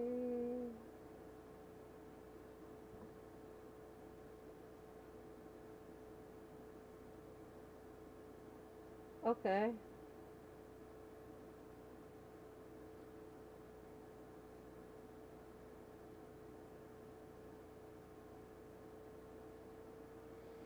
Sophie says, so, okay. Oh, I read that already. I don't know what happened there. Okay. Oh, thank you, Crystal. She says, yeah, I gave a great detail on how the mind works. You're welcome. I know you know a lot about it, and I'm sure that you could share maybe one day, if you feel up to it. You could share your insights on things that you're going through. If you feel we can do it on Facebook, then we can do it whatever you feel comfortable with, if you want, at one point. And I would want to bring others on the live streams, and or make videos, and make some videos for people sharing other people's stories, okay, about what they're going through. Yeah, if you know, if that's something that you may be interested in, let me know. Okay. um, it's like, so Crystal says it's like, you get what you give. Yes. If you give yourself a thought, remember first of a positive thought, what thought are you creating and manifesting? So, you know how they say, uh, you receive what you give, you reap what you sow. Okay, so all of those slogans, okay, all of those slogans, the ones, you know, we're talking about mindfulness these days, and for people to be practicing mindfulness, and positive affirmations, and great gratitude. Okay, because when you say gratitude, when you say, you know, I'm thankful for this and this and this in my life, you understand of how much you have. So you no longer feel, and you no longer are at a point where you feel that you don't have, uh, that you know that your life is not inadequate, that you feel that you have those things that you have, you feel rich with those things that you have. Okay, and thus you feel different, because you know you're not coming from the place of not enough. Okay. So I guess you understand that point. And Sophie says, I connected the corrected the hypothetical. Okay.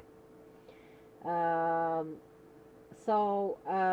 yeah, just, you know, thankfulness, gratitude, mindfulness, um, oh, practicing on how to deal um, with stress, because that is a great thing. So these are the Seizure Talk series, which this is going to be under the Seizure Talk series. I want to also, you know, this brought a thought for me that we should have, perhaps maybe a video or a live stream about dealing with stress, okay, and how to deal with stress. So not just dealing with stress, but how to address stress in different ways, so people can learn different ways of dealing with difficult life situations, and see what works for them, because we are all different. We all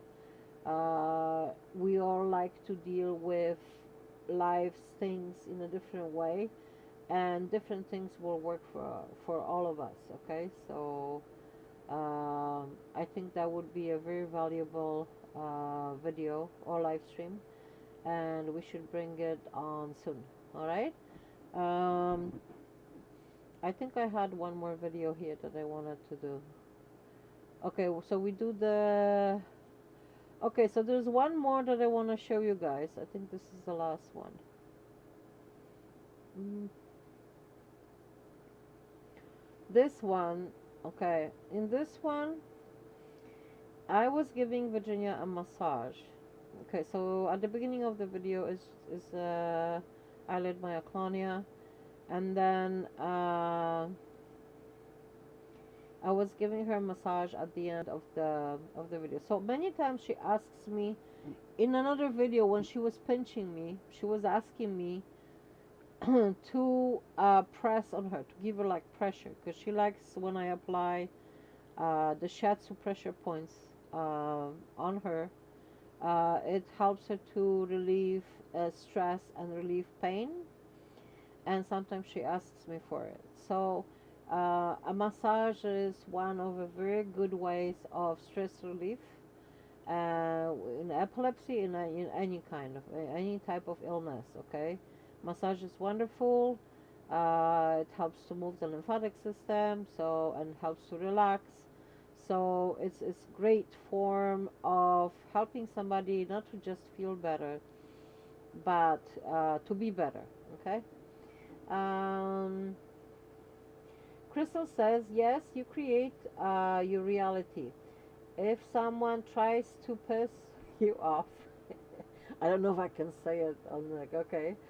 Example, flip you. Okay. Just laugh, smile, and a thumbs up.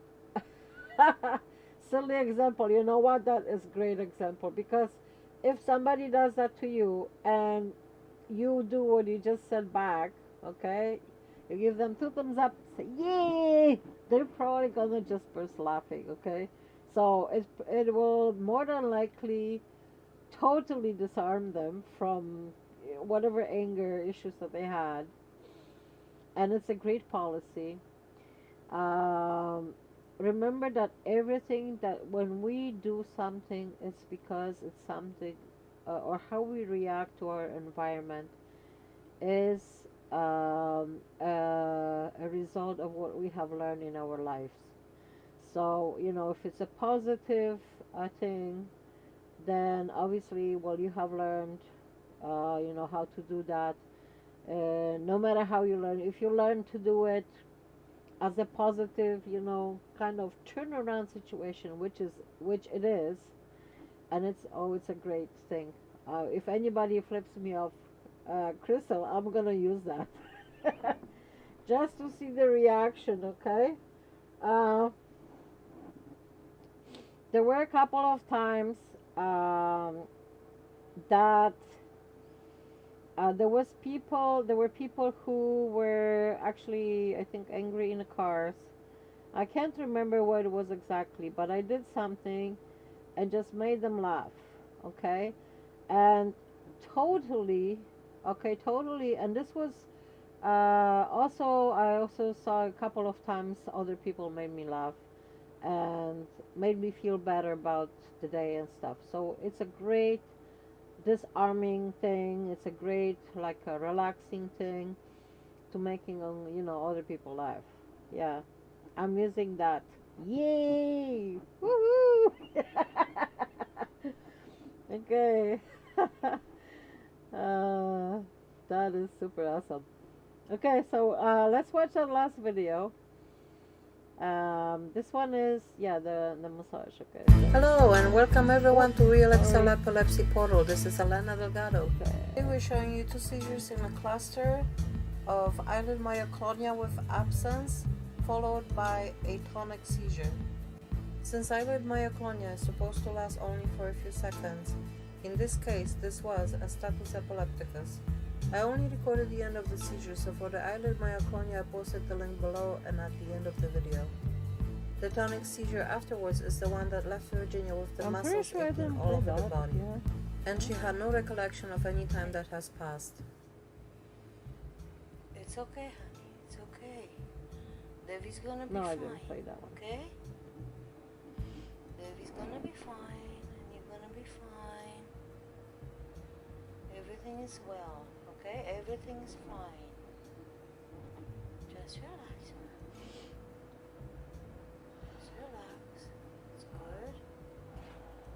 You're doing good. Just keep on breathing. You're doing very good, okay? And relax. Just relax. Okay?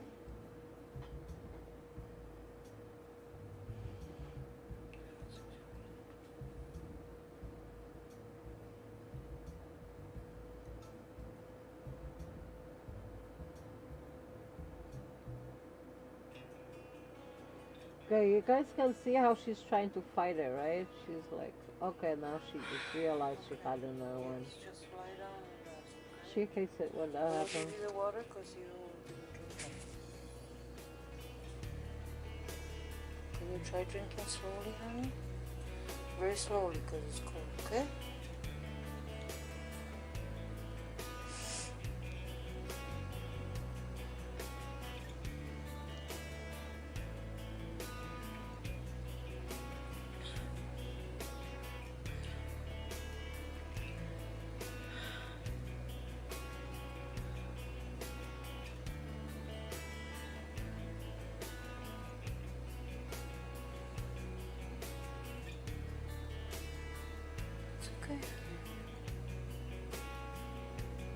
water from the store is filtered. They have to make sure that there's no... It's okay for us to have some water from the store, okay? I'll buy the Fernbrook, which is a good one. Or they call it ice water right now.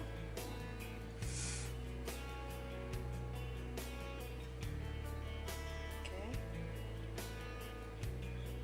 Last year we had that water for at least a month because it was winter and it was too cold to go. We get our own water directly from the springs whenever we can, and we both agree that nothing compares to the level of hydration you get from that water. It's okay. I'll be fine. Okay? So Crystal says a friend showed me that one. Laughed like crazy too, cause it's just perfect. Yeah.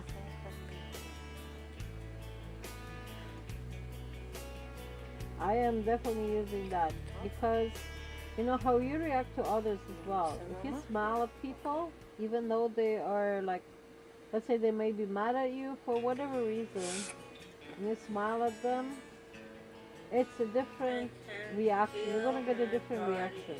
They're gonna change. It'll be absorbing whether you want it or not. Don't worry about it. No, I mean, I feel like my whole body was dehydrated. Oh, you can feel it absorbing the water. That's what you said? Okay, I thought you said I can't. So hydration also super important, guys. Sophie, you probably, I don't know if you drink a lot throughout the day because So if you run out of this one, you ask me and I'll go to the car and get more. the absent seizures make have to change over to Virginia the burger very and dehydrated, feel very dehydrated. Okay? Don't worry, have them on my windowsill for a couple of seconds and they'll melt.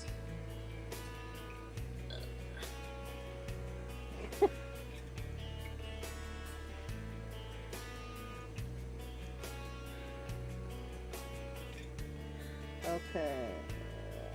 I can't fast forward, but I just wanted to show you that I do a few shatsu points, and I want you to be able to see them. Hurts a lot on the right side. What about the muscles? Well, everything hurts. Everything? Yeah, my muscles, all of my muscles hurt. My head hurts more though. Oh, by all of my muscles? I mean, It feels like someone's squeezing them in the vice grip. right now? Yeah, all of my muscles.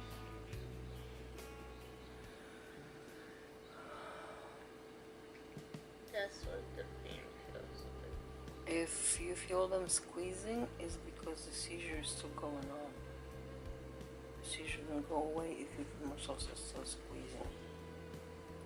Because you feel them still contracting? I'm not contracting. I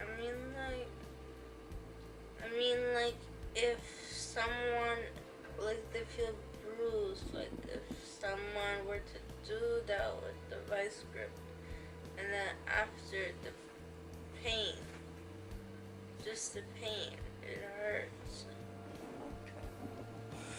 So you just lie down, stay in bed. Okay, you don't have to do anything today. Just relax. Okay, and we're gonna postpone the whole water thing until you actually feel really, really good and want to go and do things, okay? I wanted to go. It's okay. We're not gonna go because it's too cold anyway. It's too cold outside. And the Yeah, weather so we were changes just could be discussing. affecting Let as me well. just remember the below. But how many quarters of those things did you take? You have one more quarter left? I think so. One or two. Yeah, so we were just discussing going to the springs to get. What's Zidane doing over there?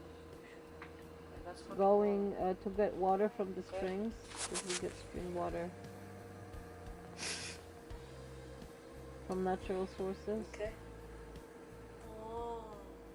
So Crystal says, I've been having lots of spearmint tea today, as that is useful for us epileptics, and peppermint. Oops. So yeah, spearmint, peppermint are both good.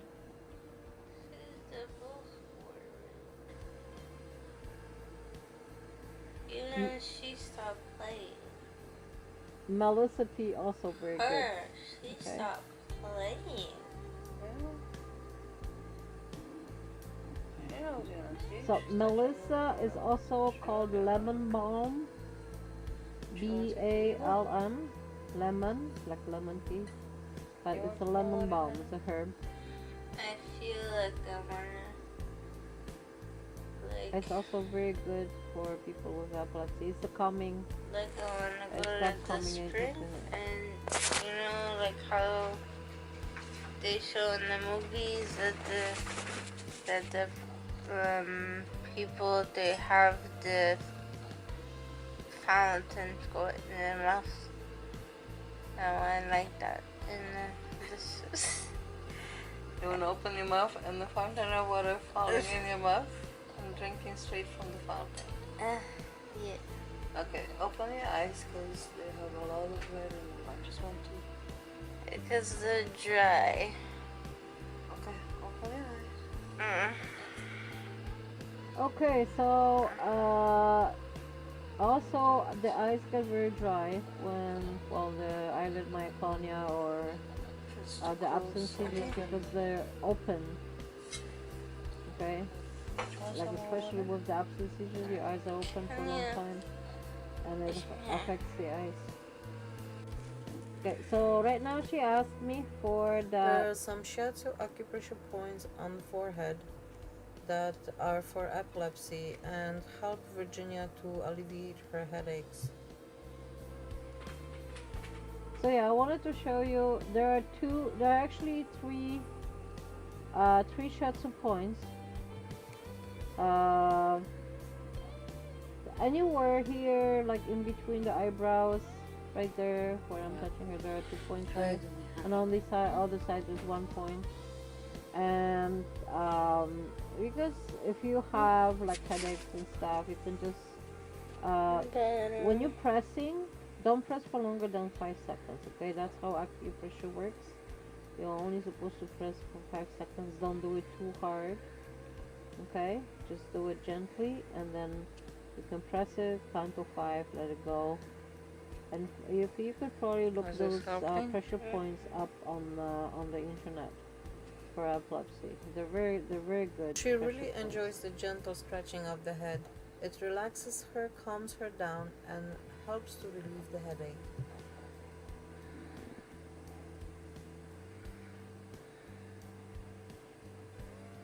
Thank you for watching the video. We are doing our best in making our videos as informative as possible. Like and subscribe to get notifications for upcoming videos. Share this video with people who you think should know more about epilepsy. And for all those who have it, may the healing power of the universe be with you.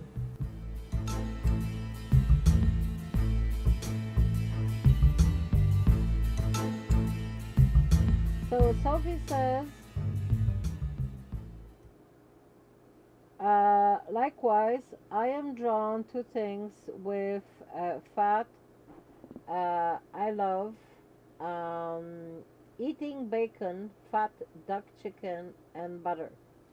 So because those are your building blocks for your brain, and especially people who have epilepsy, they need more of that. Okay, so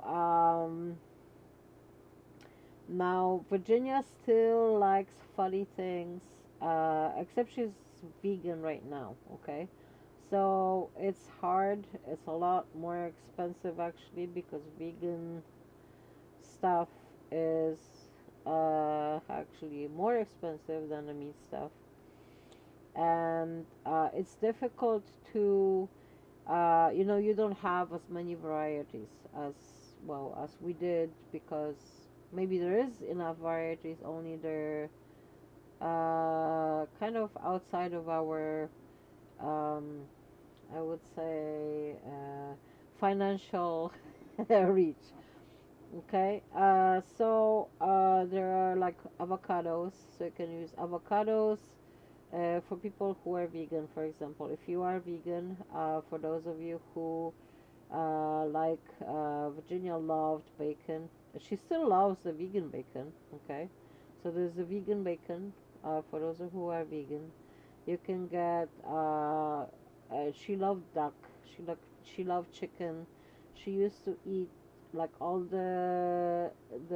I would cook a chicken at home, and she would eat the whole chicken skin. Like I would eat the inside part with no fat. Like I would cut off all the fat. And she would say, "Oh, mommy, like sometimes don't cut off all the fat. Can you cook some with the skin and stuff?" So I would cook that for her, and she loved the batter. Right now, what she does, she eats a lot of avocados, coconut, coconut oil, and coconut. She likes the olives, and so all those fatty things.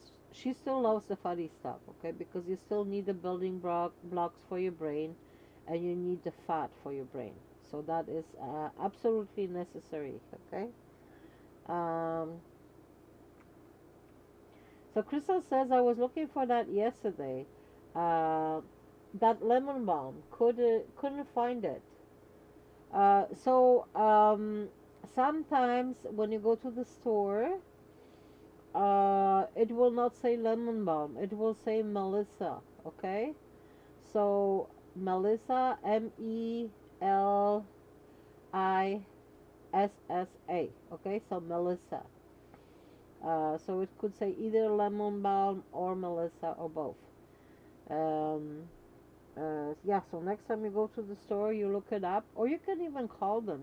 The best thing sometimes is to call, especially like the health food stores.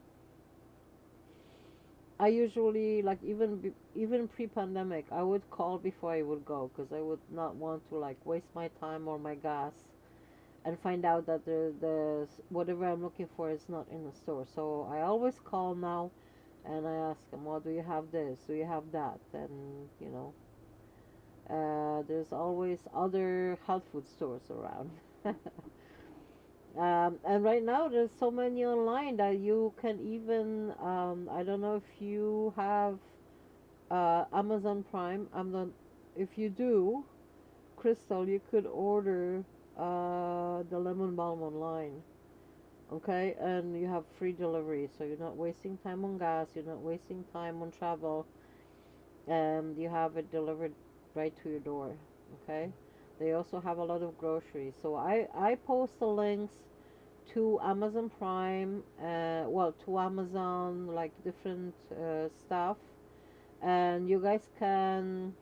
There's actually like a grocery link over there. The ones on top are for USA, and the ones on the bottom where it says in Canada, those are only for Canada. So make sure you're in the right country for the links when you're going to look for, let's say, either like avocado oil or coconut oil. You can order coconut like products and stuff as well online. So those are very good, highly recommended. And you don't have to go store to store, especially in the pandemic. I would not recommend it. Okay, it's best to buy it online, have it delivered right to your door, and you don't have to do like you own going around. If you really want to go outside, just go out for a walk, enjoy fresh air and the sunshine, and it'll be a lot more relaxing than shopping. Cause yeah, I used to like shopping when I was young, but at some point I just got to the point where I don't like shopping anymore. I only go when I absolutely have to, and I have no other choice. Um, it is, yes, that vegan food. I am myself, so, and I don't eat the proper meat nutrients. So, Yeah, you know, there are so many vegan products right now on the market. It will practically like wow, it's like an eye opener. A lot more and more companies are producing vegan products. I actually see future with very little meat, okay, and I see more people being, you know, like health minded and switching or, you know, trying to introduce more vegan products. It is also for health reasons because a lot of animals, if they get sick, sometimes they, you know, they can get people sick as well. So the meat, especially if it's not cooked well or if it's been contaminated, you know, things happen. And being vegan eliminates a lot of that, a lot of those problems. Okay. Good junk food is dark chocolate. Yes, it is. Virginia loves dark chocolate. It's pure vegan. As long as there's, well, no milk solids. So when you know it's pure vegan, when it doesn't have casein in it, and when it doesn't have, when it says doesn't have milk and stuff, or dairy. Okay. And yes, dark chocolate is actually super good for your brain, guys. It's low on sugar, it's high on cocoa, so cocoa, okay, or cacao, or however you want to pronounce it. Make sure you don't eat too much at once. So you can have more, you can have more, but more spaced out throughout the day because cacao is a stimulant. So you don't want to take too much at once, okay? So it doesn't, you know, kind of boost your brain and just go haywire. Hello, going crazy. And so, okay, so Crystal says thank you. I'll write that down about the lemon balm. Yeah, so Melissa, Melissa, Melissa.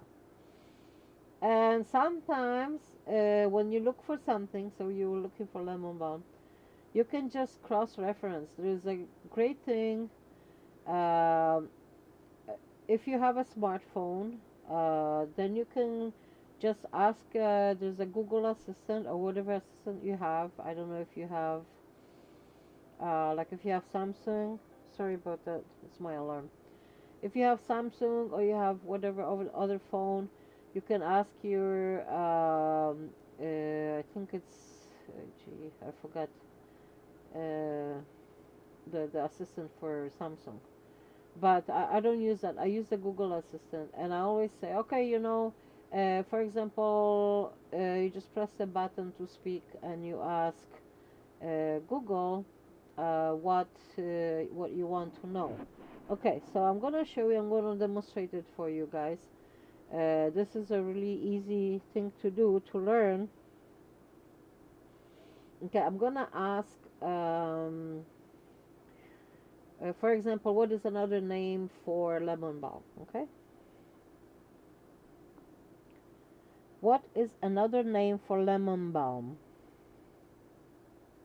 According to MedicineNet, balm, balsamo de limon, cure-all, dropsy plant, honey plant, Melissa officinalis, melisifolium, Melis citronelle, Melis officinale, Melissenblatt, Menarde, sweet balm, sweet Mary, Torangeal.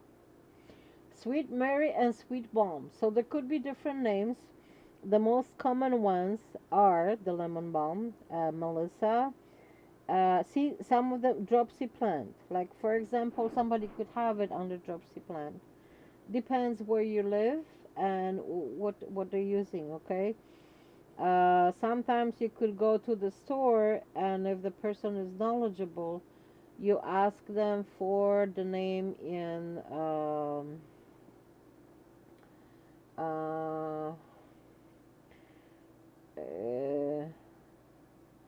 I think it's Melissa officinalis.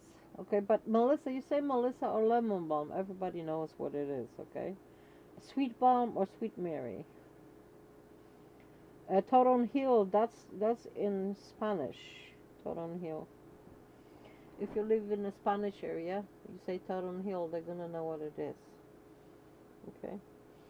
And so, yeah, Google Assistant. Like, if I want to know, especially about herbs and stuff, if I want to know, like, cross-reference the names, or have a question, Google Assistant is super cool for that. Or whatever you're using, you could ask, if you guys are using Yahoo or whatever it is that you're using. Okay, so that would be the last video. That was the last video of the day. And I enjoyed the chat with you guys. I'm super happy that you've been here to spend some time with me. And I appreciate your support and you sharing, because it is very important for everyone.